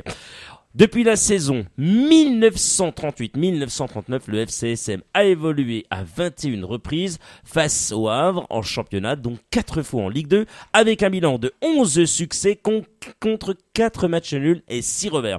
Les Francs-Comtois restent sur 2 matchs sans victoire face à cette équipe du Havre, le 18 octobre 2008, tandis qu'ils fêtaient officiellement, oui, vous vous rappelez, hein, les fameux 80 ans, Frédéric, avec le fameux maillot d'époque. Hein. J'y étais, j'avais vu, c'était très très beau d'ailleurs ces maillots, c'était sympa avec les petits, il y avait encore Santos, il était là, hein, il était revenu faire une petite piche, ils avaient leur petit, presque comme en lacet au-dessus, c'était magnifique, je trouvais que c'était beau, c'était des maillots collector et c'était plutôt sympa. Le FC FCSM avait été tenu en échec 1-1 alors que Walter Birsa, eh bien oui, le Slovène avait répondu à Amadou Alassane, et le 24 avril 2015, donc la saison dernière, avec un certain Olivier Echouafny, les Sochaliens s'étaient inclinés 1-0 dans le temps additionnel. Ah bah tiens, décidément, ils avaient déjà ça, ils avaient déjà ça dans le sang. Le but inscrit par un certain Michael Le Bihan, qui est du côté de l'OGC Nice. Bien joué Frédéric, il suit. Et puis tiens, en regardant spécifiquement la Ligue 2, on recense un succès aux Normands en 1962 de buts 1, puis 2 victoires sochaliennes en 1964, 4-0, et en 2000, 3-0 avec des buts de Franck Durix, Maxence Flachez et Kamel Meriem avant la victoire visiteuse de la saison dernière, 1-0 comme on le dit. Allez Frédéric, tiens, une petite info, ça c'est sympa, on en a parlé tout à l'heure avec notamment les fameux clap-clap, effectivement, les fameux clap-clap, Frédéric. Eh bien oui, les clap-clap pour la réception du Havre, ce vendredi pour soutenir l'équipe sochalienne face au Havre, à l'occasion de la 30e journée de Ligue 2, les spectateurs auront à leur disposition un clap-clap aux couleurs du FCSM et portant les prénoms de tous les abonnés, bien entendu. Et oui, 2015-2016, donc celui de Frédéric Chemassu, il sera là. Et oui, son prénom, il sera là, Frédéric, il sera marqué sur les clap-clap, Frédéric, tu seras marqué dessus. Vous pourrez me claquer alors. Aussi, oui, à la fin du match si possible, et si on gagne, effectivement. Énormissime. Allez, Frédéric, on va en profiter, bien sûr, parce que c'est Frédéric Fitch qui me dit tout dans mon oreillette, effectivement. Eh bien, notre ami Dorian est avec nous dans une seconde. Toute l'actualité des jaunes et bleus, c'est sur Radio Shalom Besançon.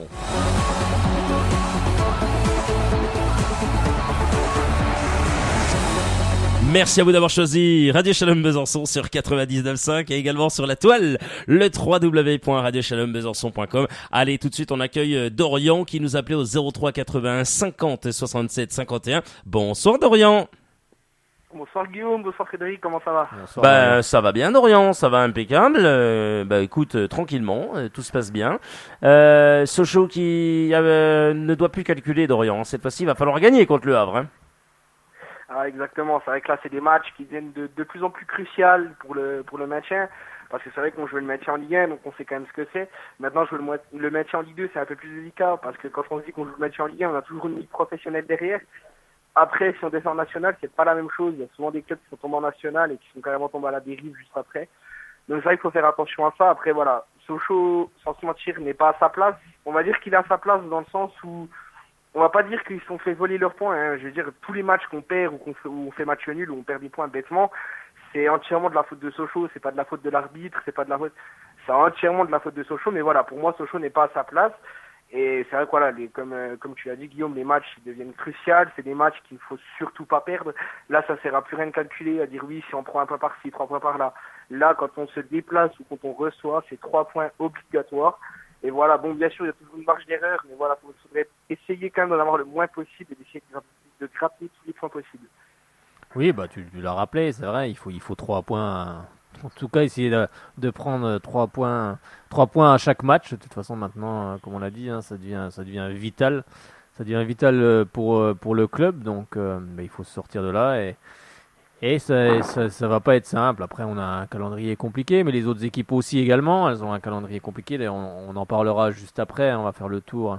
Je me suis amusé à regarder les calendriers en partant depuis Valenciennes, parce que je pense que le maintien Valenciennes va être concerné au-dessus jusqu'à la 14e place. Après, on a Bourg-en-Bresse qui est 13e à 34 points. Bon, je pense ils devraient être tranquilles. Je pense que ça va concerner les 7 équipes jusqu'à Valenciennes. On en parlera juste après. Mais oui, comme tu l'as rappelé, il ne faut pas calculer, bien sûr. Maintenant, il ne faut plus calculer. Il faut lâcher les chevaux, comme on dit. Et lâcher les chevaux et puis surtout ramener 3 points, parce que 0 point ou 1 point, de toute façon, dans notre situation, ça nous aidera pas forcément. Il faut 3 points maintenant. C'est avec les 3 points qu'on avance, avec les 3 points qu'on se sauvera. Donc maintenant, il faut que tout le monde aille dans le même sens et fasse le maximum. Et après, on verra ce qui se passera en fin de saison. Après, si on doit tomber, on tombera. C'est le sport, c'est comme ça. Mais au moins, se battre sur le terrain. Prendre l'exemple de Nîmes. Prendre l'exemple de Nîmes. On en revient toujours à ça, mais ce sont des joueurs qui n'avaient plus rien à perdre. Donc maintenant, il faut que Sochaux parte dans le même état d'esprit et surtout s'applique dans les passes, s'applique à faire le bon geste au bon moment. C'est pas toujours évident, c'est certain, mais il faut s'appliquer à ça et surtout être, comme on le dit depuis le début de saison, réaliste devant le but. Et surtout quand on ouvre le score, être costaud et puis tout faire en fin de match pour ne pas craquer comme à Tours sur un coup franc largement évitable, et puis un match où on ne joue pas du tout. Donc maintenant il faut jouer et puis on verra ce qui arrivera, mais au moins ne pas avoir de regrets. Oui, c'est ça. Après, moi, Oui, Dorian. Ce que je voulais dire, parce que voilà, tu as parlé de Nîmes, mais c'est assez intéressant, c'est que franchement, quand je regarde, ce qu'il faut à une équipe socialienne, c'est un véritable défi. Parce que quand on regarde Nîmes qui commence avec des points en moins, c'est un véritable défi pour eux d'essayer de se maintenir en Ligue 2. Ils ont pris ça à cœur. Là, pour l'instant, ils s'en sortent quand même pas mal du tout. Je dirais même vraiment bien, quoi. Ils ont un peu plus de mal depuis 2 matchs. Ils ont un petit peu plus de mal depuis 2 matchs. Où, voilà, ils relâchent un peu. Mais parce qu'ils ont la pression maintenant. Parce qu'ils vont avoir la pression. C'est la pression, mais même, je veux dire, ils ont quand même été, je suis désolé, mais sur cette saison, ils ont quand même été, je trouve, exceptionnels dans certains points. Ils commencent avec, je crois que c'était moins 6 points, si je dis pas de bêtises. Moins 8, il me semble. Moins 8. Moins 8. Oui, c'est ça, c'est moins 8 points.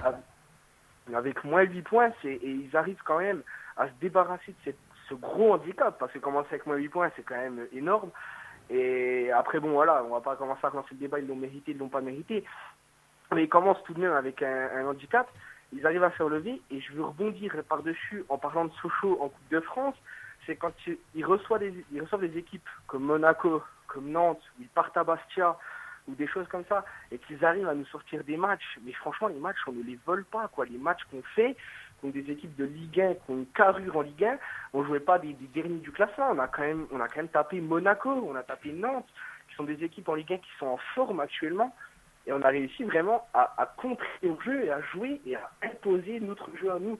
Et je me dis, dans ces cas-là, est-ce que vous ne pensez pas, vous, que, comme ils ont un certain défi, entre guillemets, de se dire, on joue contre le gros d'une ligue d'au-dessus, est-ce que vous ne pensez pas qu'ils se disent, de toute façon, on n'a rien à perdre, on y va comme des battants, et on va gagner ce match. Alors que quand ils jouent contre des équipes comme Tours, comme des trucs comme ça, où ils se disent, ouais, de toute façon, ils ont le même niveau que nous, on verra, de toute façon. Moi, je trouve qu'il y a quand même une certaine histoire d'envie, et j'avais une question intéressante qu'un supporter m'a posée, où vous pourriez peut-être y répondre. Normalement, non.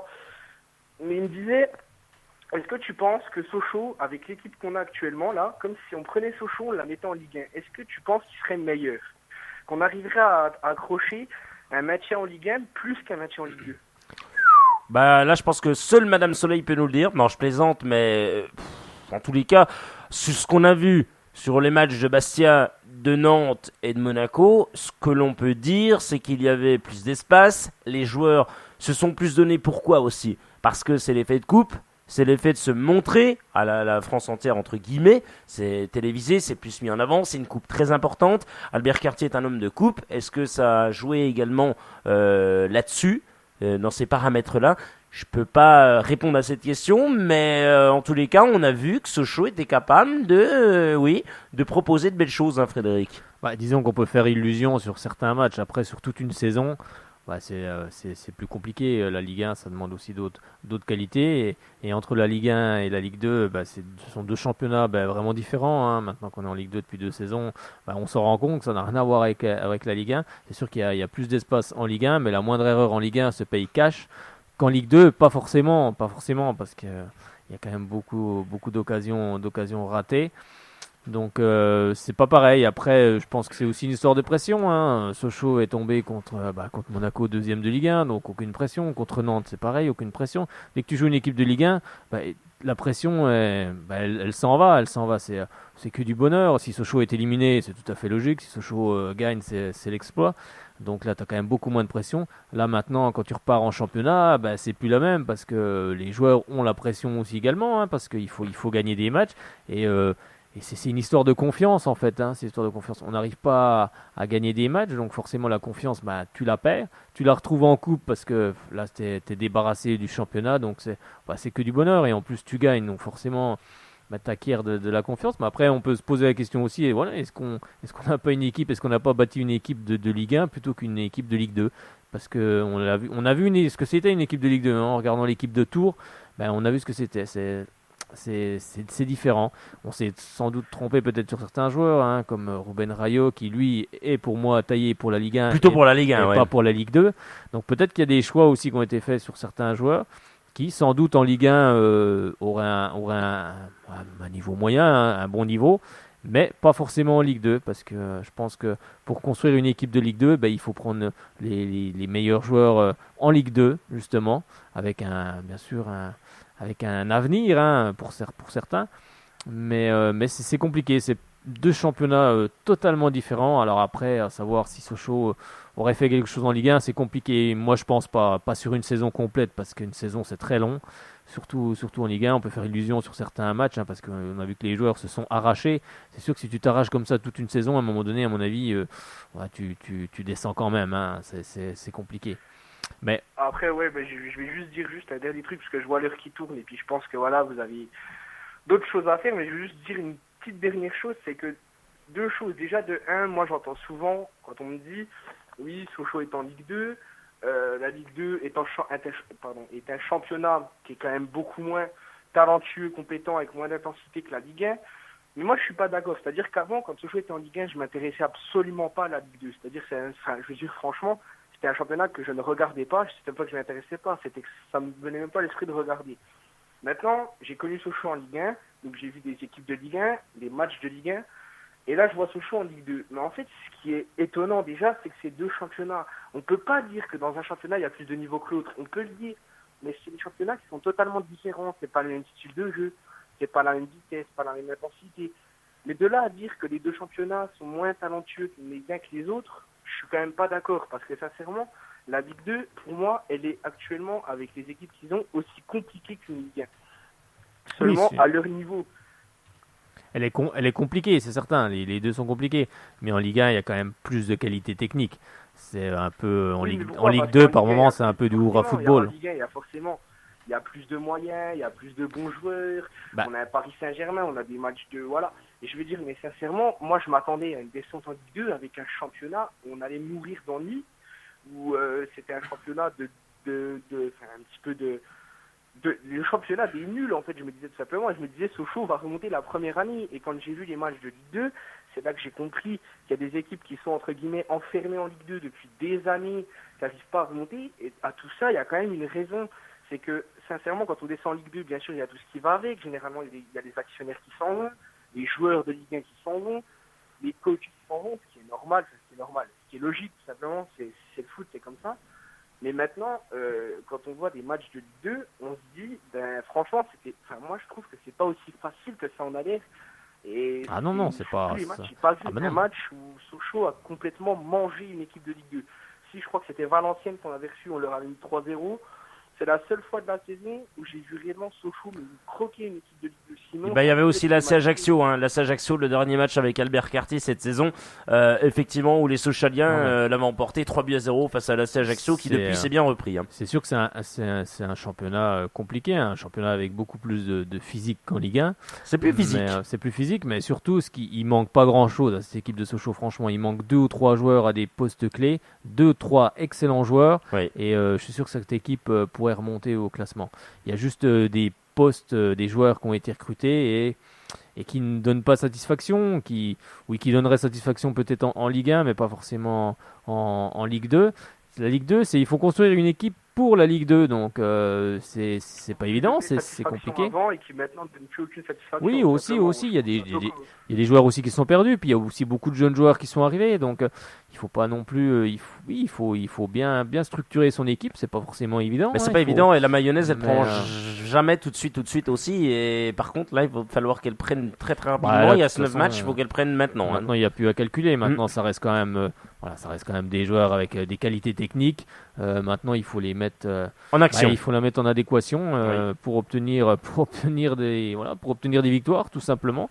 Donc maintenant il faut plus calculer. De toute façon ça sert à rien. Hein. On peut pas calculer quand on est 18e. Hein. Il faut empocher le maximum de points à chaque rencontre, c'est-à-dire 3. Hein, qu'on prenne un point, même un point, c'est pas suffisant dans notre situation. Surtout si les autres si les autres en prennent 2 de plus. Hein. Tiens, simplement il y a une une petite info qui vient de tomber il y a quelques instants. La commission, c'est le BFC qui donne cette info. La commission peut accepter cette demande de jouer le vendredi 25 mars à 18h30 au plus tard. Le COMEX ayant renouvelé sa décision de ne faire jouer aucun match de championnat quand l'équipe de France rencontre d'autres équipes internationales, à condition que vos deux clubs n'aient aucun autre match en retard le lundi 21 mars 2016. Telle est la réponse de la Fédération française de football. Voilà ce qu'ont reçu il y a pas plus d'une petite heure du BFC, le Besançon Football Club, qu'on salue bien entendu. Voilà Frédéric, au moins l'info est donnée. Voilà. Donc ce sera le vendredi 25 mars. Écoute, je n'en sais rien. Oui, je vois cette demande de jouer le vendredi. La commission peut accepter cette demande de jouer le vendredi 25 mars à 18h30 au plus tard. Donc peut accepter cette demande de jouer. Oui, mais ils disent quand l'équipe de France rencontre d'autres équipes internationales. Donc écoute, France-Pays-Bas. Voilà, donc voilà. Et à mon avis, ça sera pas accepté parce qu'il y aura un match d'équipe de France. Qui dit match d'équipe de France? Belfort joue le 25 mars. Hein. C'est du grand n'importe quoi. Je ne comprends rien du tout. On verra quand ça sera officiel. Effectivement. Merci à toi, mon cher Dorian, pour cet appel. Bien entendu, il reste un quart d'heure. On te souhaite une excellente soirée. Je suis sûr que demain, tu vas aller encourager ton équipe de cœur, le FCSM, les jaunes et bleus. Allez, Sochaux, bien sûr. Salut Dorian, à demain j'espère, on se verra au stade, je l'espère. Salut à toi mon cher Dorian.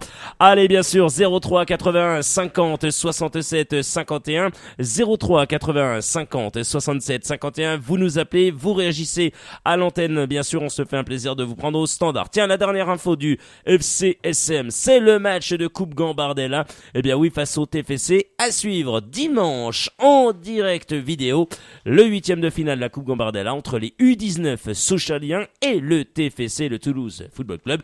Se dispute ce dimanche 13 mars à 15h au stade René Blum de Montbéliard.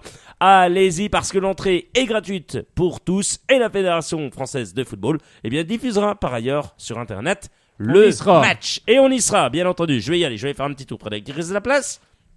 On verra, oui. On verra. Allez, tu me rediras ça. J'ai envie d'y aller, j'ai envie d'encourager nos U19, bien entendu, qui n'est plus entraîné par Eric Hellet, puisque lui, il a l'équipe en charge, c'est la CFA. On va faire un petit tour des équipes concernées pour le maintien, non? Oui, c'est ça que je voulais te demander, s'il était possible, effectivement, de me donner notamment, cette info par rapport à ça, et on terminera sur ce show. On parlera de Ligue des Champions dans quelques instants. Allez, moi j'ai commencé à partir de la 14e place, c'est-à-dire Valenciennes qui a 30 points exactement. Alors, quel va être le parcours de Valenciennes? Alors Valenciennes va recevoir dès demain le Stade Brestois à domicile. Ensuite, elle va se déplacer pour la 31e journée du côté du Stade Lavallois. Ensuite, la 32e journée sera Valenciennes-Évian. La 33e journée, ce sera Valenciennes qui va se déplacer du côté de Nîmes. 34e journée, Valenciennes va recevoir Clermont. 35e journée, Valenciennes va se déplacer du côté de l'AC Ajaccio. 36e, Valenciennes va recevoir l'AS Nancy-Lorraine. Et pour finir les deux dernières journées, Valenciennes va se déplacer du côté du Paris FC avant de recevoir justement les Chamois niortais. Alors après, j'ai pris aussi, on part un peu dans l'autre sens avec l'équipe, justement, on en parlait il y a peu, l'équipe de Nîmes. Alors pour la 30e journée, Nîmes sera ce samedi à 14h du côté de Dijon. Ensuite, la 31e journée, Nîmes va recevoir l'US Créteil. Ensuite, la 32e journée, justement, Nîmes va venir du côté du Stade Bonal affronter le FC Sochaux-Montbéliard. Ensuite, la 33e journée, Nîmes va recevoir Valenciennes. 34e journée, Nîmes va se déplacer du côté de Tours. 35e journée, Nîmes va recevoir le RC Lens. 36e journée, Nîmes va se déplacer du côté du Havre. Ensuite, 37e journée, Nîmes va recevoir le Stade Lavallois. Et 38e journée, Nîmes va se déplacer du côté d'Évian. Donc ça sera... donc Frédéric, c'est costaud, hein? Oui, ça va pas être forcément évident aussi pour cette équipe nîmoise. Hein. Ça va être compliqué, comme on le rappelait, pour un peu tout le monde. Alors après, on va peut-être donner aussi un peu le parcours d'Évian, le parcours d'Évian qui va être aussi, qui peut être aussi compliqué.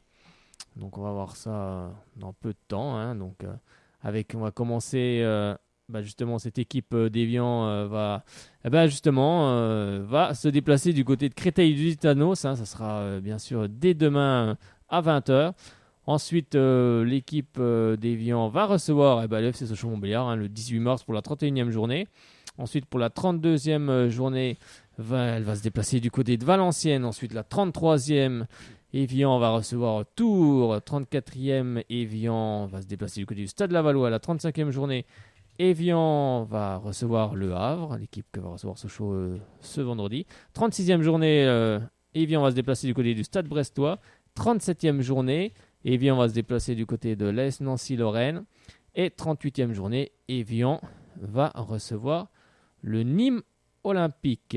Donc des matchs, oui, où ça va être, ça va être tendu. Ça va être compliqué pour tout le monde. Hein. Ils n'ont pas des parcours forcément très faciles, hein, puisque ça dépendra aussi des autres résultats. Mais ça peut être compliqué. Maintenant, on va regarder un peu le parcours de nos amis. Les chamois niortais qui ne sont plus entraînés par Régis Brouard, bien entendu. Tiens, j'en profite pour saluer Bastien Sochalien qui nous écoute ce soir. Salut à toi, mon cher Bastien. Vas-y, Frédéric. Allez, les chamois niortais, pour la 30e journée, ils vont recevoir le Paris FC. Donc, ça va être un match à surveiller demain du côté du Stade Bonal. Avec la 31e journée, là, les chamois niortais se déplaceront du côté de l'AC Ajaccio. 32e journée, Niort ira jouer du côté de Metz. 33e journée, Niort va recevoir Lens. 34e journée, Niort va se déplacer du côté du Red Star. Donc là, on peut déjà voir qu'ils vont affronter quand même des concurrents en lice pour la montée en Ligue 1, hein, même Lens qui est 6e. Ensuite, la 35e journée, Niort va recevoir Bourg-en-Bresse. 36e journée, Niort va se déplacer du côté de Tours. 37e journée, Chamonix-Niortais vont se déplacer vont recevoir surtout l'US Créteil Danos de Raphaël Dias. Et 38e journée, les Chamonix-Niortais seront pour la dernière journée du côté de Valenciennes. Donc eux, ils ont un parcours quand même compliqué. Hein. Ça va être compliqué pour eux, hein, parce qu'ils vont se déplacer 3 fois chez les prétendants à la montée en Ligue 1. Après, on verra à cette époque si lors de ces matchs, si bien sûr, comme le RC Lens est toujours concerné pour la montée en Ligue 1 ou pas, mais ça sera quand même des matchs pas évidents face à des grosses équipes de ce championnat. Hein. Et là, on va passer bien sûr à Créteil-Lusitanos de Raphaël Dias. Et dès demain, l'US Créteil recevra l'équipe d'Évian. Ensuite, pour la 31e journée, l'US Créteil se déplacera du côté du Nîmes Olympique. Pour la 32e journée, Créteil recevra Clermont Foot. 33e journée, Créteil ira du côté de l'AS Nancy-Lorraine. 34e journée, Créteil recevra la Auxerre. 35e journée, il y aura un gros match entre le Paris FC et Créteil. 36e journée, Créteil recevra l'AC Ajaccio. 37e journée, les Chamois niortais recevront Créteil. Et Créteil, pour la dernière journée, recevra le Red Star. Donc un match, c'est des matchs encore compliqués. Après, on va regarder un petit coup ce que va faire justement le Paris FC de Jean-Luc Vasseur, hein, parce que je crois qu'il y a une bouteille de champagne. Oui, c'est exact, Frédéric. Il y a une bouteille de champagne, à mon avis. Oui, ça va être... je sais pas si la bouteille de champagne va pouvoir être consommée ou non.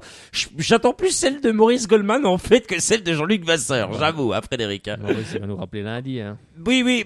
S'il gagne. S'il gagne avec Thomas Réunier et plante son petit but, j'espère. T'as les infos, Fredo? C'est tout bon pour le Paris FC? Bien sûr, dans quelques instants, il va vous les donner.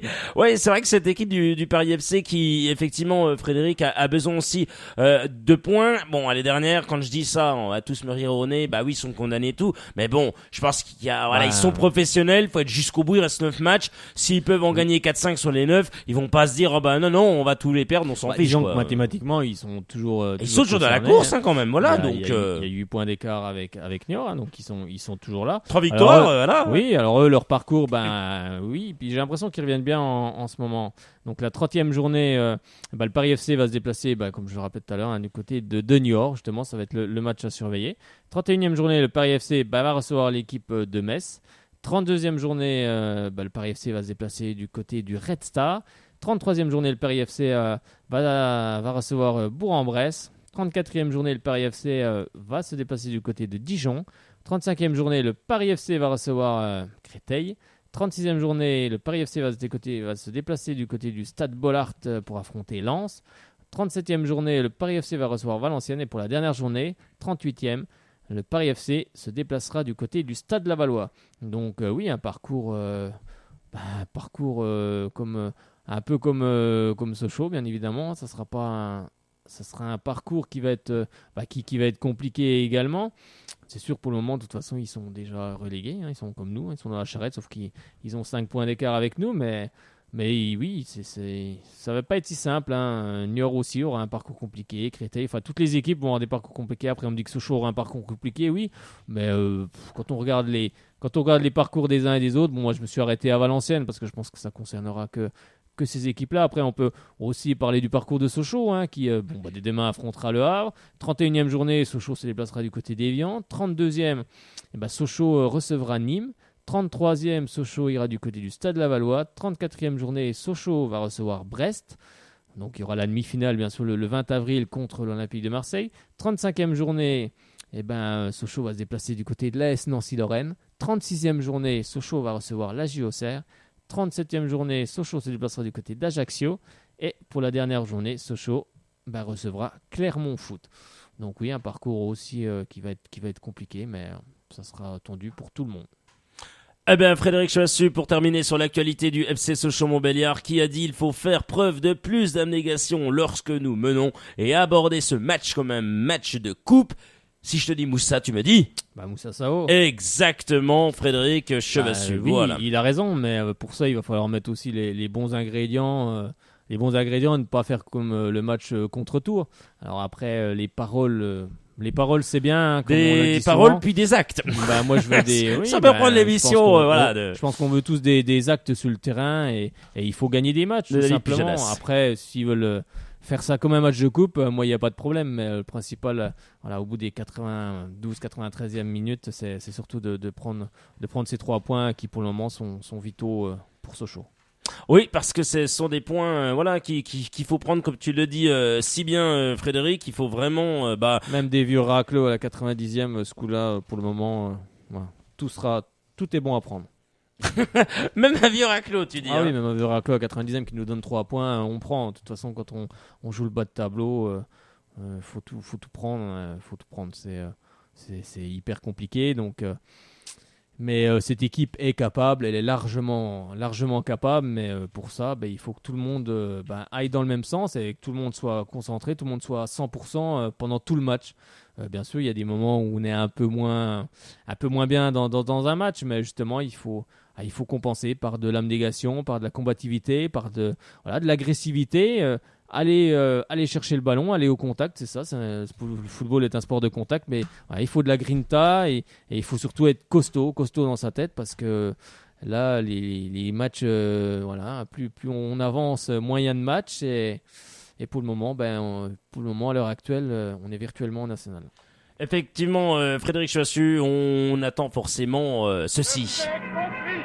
France force. Vous n'avez pas, M. Mitterrand, le monopole du cœur. Je crois aux forces de l'esprit. L'histoire, abracadabrantesque. C'est des paroles et... des actes. Effectivement, Frédéric Chevassu, voilà, je l'ai sorti.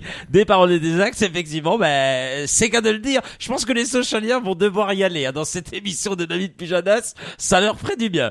Allez, c'était le petit moment sourire. Frédéric, on va complètement changer de décor et forcément, on va revenir avec le plus grand sourire sur l'information de la soirée. C'était notamment hier.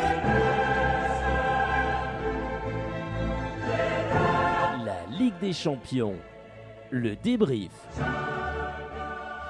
Eh bien, ça tombe bien, le débrief de la Ligue des Champions avec le Paris Saint-Germain qui notamment était du côté du stade Stamford Bridge où il y avait notamment un match des huitièmes de finale. Avec Christophe Revaux d'ailleurs. Christophe Revaux, le directeur sportif du Havre. Il y était, j'ai vu ça, cette info chez nos confrères de l'Est Républicain, bien vu, Frédéric. Bon, le PSG, puissance 4, effectivement, ils nous ont mis 4 buts en 2 matchs à cette équipe de Chelsea. Sous l'ère Gus Hiddink, Frédéric, l'équipe de Chelsea n'avait encore pas perdu et c'est donc les 2 matchs qu'ils ont perdus, c'est face à cette équipe du PSG. Donc on va se dire que le PSG est fort parce que Gus Hiddink n'avait connu aucune défaite et pour le coup, c'est un club français qui 2 fois, par le même score 2-1, vient battre ses Blues. Alors malgré effectivement une période difficile après l'égalisation de Diego Costa, parce que voilà, but magnifique, enfin magnifique, oui, c'est une belle construction. Rabiot titularisé à la place de Javier Pastore, ça j'ai trouvé vraiment fort de la part de Laurent Blanc de titulariser Rabiot, l'ancien Toulousain. Eh bien, force de constater qu'il a fait un bon choix puisque ça fait 1-0 pour le Paris Saint-Germain. Ensuite, Diego Costa qui ne marquait plus aussi sous l'ère José Mourinho qui se met à claquer je ne sais pas combien de buts en championnat et également en Ligue des Champions qui vient égaliser. Et là, on se dit aïe, surtout à Stamford Bridge, attention. Il va pas falloir prendre ce deuxième but, sinon c'est la même chose et on va aller aux prolongations. Eh ben pas du tout, c'est l'ami Zlatan Ibrahimovic qui vient planter, crucifier Thibaut Courtois et ses partenaires. Ça fait donc 2-1. Effectivement, Costa blessé. Ibrahimovic qualifie donc le PSG, Frédéric. Une rencontre où Di Maria aussi était plutôt pas mal, où le PSG a fait tourner quand même le ballon pas mal de fois aussi. On entendait des olé, il y a eu même des Marseillaises. Enfin, une belle ambiance au stade Stamford Bridge pour les... je crois qu'il y avait, Frédéric, je sais plus combien dit notre confrère de Beansport, je sais plus, je vais pas dire de bêtises. Bon, il y avait des milliers, quelques milliers de spectateurs parisiens qui ont fait le déplacement, Fred. Oui, après, il y a toujours des supporters qui viennent bien sûr soutenir cette équipe, leur équipe du Paris Saint-Germain. Après, c'est vrai que ça a été un match où Paris a pu trouver l'ouverture, sur un bon déboulé d'Ibra qui fait un bon centre pour Rabiot, étrangement seul. On voit le joueur de Chelsea qui lève les bras en disant il y a 2 Parisiens et je suis tout seul. Donc il peut pas faire grand-chose. Donc là, Rabiot met un pointu et il marque. Donc Paris s'était mis dans le bon tempo en marquant d'entrée. Ensuite, sur l'égalisation, Thiago Silva, il est un peu fautif. On n'a pas l'habitude de le voir se faire prendre comme ça par justement l'attaquant de Chelsea qui met un beau but. Trapp ne peut rien faire. Puis après, un partout, on voit une équipe de Chelsea qui a bien compris, qui souvent est resté derrière au début du match parce qu'il savait très bien que cette équipe du Paris Saint-Germain aimait bien redoubler les passes. Et au milieu de terrain, il les attendait avec un Thiago Motta qui, je pense, avait dû prendre un cachet pour dormir, non ? Un cachet pour dormir parce qu'il était vraiment... je l'ai trouvé vraiment pas bon du tout. Non mais j'avoue aussi. Et les joueurs de Chelsea ont bien compris. Ils essayaient de chipper le ballon au milieu de terrain et quand ils partaient en contre-attaque, par contre, c'était souvent incisif. Donc ça pouvait faire mal. D'ailleurs, ça a fait mal sur une perte de balle. Une perte de balle, ça a donné le ballon de l'égalisation pour Diego Costa. Donc, un partout, oui, on peut s'inquiéter. Mais bon, Paris, cette saison, est costaud. Paris a su imposer son jeu et marque sur une perte de balle également de Chelsea avec tout de suite un ballon donné à Di Maria qui ajuste son centre sur Ibra. Et on sait qu'Ibra, dans cette position, claque forcément. Donc là, il a mis un beau but et à 2-1, on a vu des joueurs de Chelsea qui semblaient résignés. Donc c'était compliqué pour eux. Mais après, Paris a géré en costaud la fin de match et se qualifie. Après, c'est bien pour la France parce que ça rapporte des points parce qu'on n'a plus qu'une équipe qualifiée en Coupe d'Europe. Donc avec un autre gros match aussi entre le Benfica et le Zénith, un match à souligner qui s'est joué dans les 5 dernières minutes où le Benfica a mis 2 buts alors qu'il perdait 1-0. Mais pour revenir sur ce match, oui, Paris a tremblé lors de l'égalisation. On a vu après une équipe de Chelsea qui était beaucoup plus incisive et qui aurait pu aussi mettre ce 2-1. Mais c'est Paris qui l'a fait. Et c'est Paris qui est qualifié sur l'ensemble des 2 matchs. Je pense que c'est assez honnête. Mais sous l'ère Gus Hiddink, on a revu quand même une équipe de Chelsea qui avec plus d'envie que sous l'ère Mourinho, c'était un peu plus compliqué. Mais après, on ne sait pas si Gus Hiddink ne devrait pas rester en poste. Mais après, qui sait ? Exactement, Frédéric. On va voir si Gus Hiddink restera ou non à la tête de cette équipe des Blues. Plusieurs pistes sont proposées. Le PSG, toujours des discussions pour Pjanic. Effectivement, l'information a été confirmée un peu plus tôt dans la journée. Effectivement, lui qui est sous contrat jusqu'en juin 2018. En effet, les dirigeants des deux formations discuteraient actuellement sur une transaction estimée à 50 millions d'euros. Le PSG serait prêt à offrir Lucas Digne, actuellement prêté à Rome, Adrien Rabiot et un chèque de 15 millions d'euros. Ben voilà, plutôt pas mal. Je pense que ça ferait plutôt plaisir pour l'AS Rome. Effectivement, on verra s'ils sont de cet avis. Accord trouvé ou pas avec Pierre-Emerick Aubameyang, le Real Madrid? Eh ben peut-être effectivement. Ça c'est plutôt pas mal, puisque le Real n'aurait pas l'intention de payer les 100 millions d'euros réclamés par Dortmund, effectivement, attention. Aubameyang, on rappelle qu'a commencé à Saint-Etienne, vous imaginez, grand joueur, très très bon joueur, j'ai beaucoup aimé, toujours beaucoup aimé ce joueur. On termine l'information 1 minute ensemble. Pascal Duprat, le retour à l'entraînement. Je remercie la direction du club qui m'a soutenu durant mon hospitalisation. La seule appréhension ce matin, forcément, elle était liée à mon retard à l'entraînement vis-à-vis des joueurs, a lancé Duprat en conférence de presse. Le compte à rebours a débuté, 9 points de retard, c'est beaucoup, il faut se mettre à gagner nos matchs, a-t-il dit. Voilà, on va voir ce que cela... C'est comme nous, effectivement. Le programme du championnat de France 2, Ligue 2, bien entendu, avec notamment, alors simplement en Ligue 1, pour vous rappeler quand même les matchs d'hier, Bastia face à Nantes, c'était un match en retard de la 27e journée de Ligue 1, ça donnait 0-0, tout comme... Non, pas le Gazélec d'Ajaccio qui affrontait Marseille, parce qu'il y a eu un but partout, et incroyable mais vrai, Marseille qui mène, et Marseille qui se font reprendre à chaque fois face au Gazélec d'Ajaccio. C'est l'arbitre qui a marqué la 84e minute de jeu, donc a répondu à Rémi Cabella qui avait marqué la 80e minute de jeu. Prochain match, c'est demain en Ligue 1, Monaco qui affronte le Stade de Reims à 20h30. Demain, ça tombe bien, il y a des matchs aussi en Ligue 2. Il y en a 2, 4, 6, 8 effectivement, avant un samedi puis un lundi. Les matchs donc, Lens affrontera l'équipe de Clermont Foot, l'équipe de Metz affrontera l'équipe de l'AC Ajaccio, Bourg-Péronas qui reçoit l'équipe de l'AS Nancy. Nancy-Lorraine. Bien joué Frédéric. Les Brestois qui vont se déplacer du côté de la pelouse de Édouard de Butin de... c'est Valenciennes ça. Bien joué Frédéric. Les Chamois Niortais David Kiki affrontent l'équipe de Jean-Luc Vasseur du Paris FC, un match à surveiller. Exactement, Frédéric Choissu. Créteil, qui, à 20h également, reçoit l'équipe de Évian-Tenon. Évian-Tenon-Gaillard. Et l'équipe de Tours, qui va recevoir le roi du match nul, l'équipe de Laval. Bien joué, Frédéric. Les Nîmois qui se déplacent sur la pelouse de Gaston Gérard de... Gaston Gérard, c'est Dijon ça. Bien joué Fred, excellent. Et le Red Star de Rui Almeida qui va affronter l'équipe de un certain Pigrenier qui a envoyé des ballons en l'air face à Jurasside en Coupe de France. Il nous a fait assez mal. Exactement, Frédéric Chevassu. Voilà, tout a été dit ce soir, je l'espère. On s'excuse auprès de vous tous, bien entendu, amis Havrais, Sochaliens, Sochaliennes, pour la non-participation de Joseph Mendes. On aura plus d'informations, effectivement, lors des prochains jours, et on espère que lundi, il sera là quand même pour nous exprimer quelques mots. Ça serait la moindre des choses. Merci à la communication du club quand même qui fait un boulot remarquable pour que on puisse avoir des informations, ne pas nous lâcher comme ça. Donc merci à la personne de la communication qui a fait remonter cette information, qui est dit. J'espère que Sochaux va gagner, bien entendu, sur le terrain. Frédéric Chevassu, on a besoin encore d'un grand allez. Surtout de la combativité, de l'agressivité, de la niaque de nos Sochaliens demain soir. Et allez Sochaux. Et demain, c'est Yves Nachin que vous retrouvez entre 17h30 et 19h pour Shalom à vos côtés. Ciao, ciao, ciao, ciao.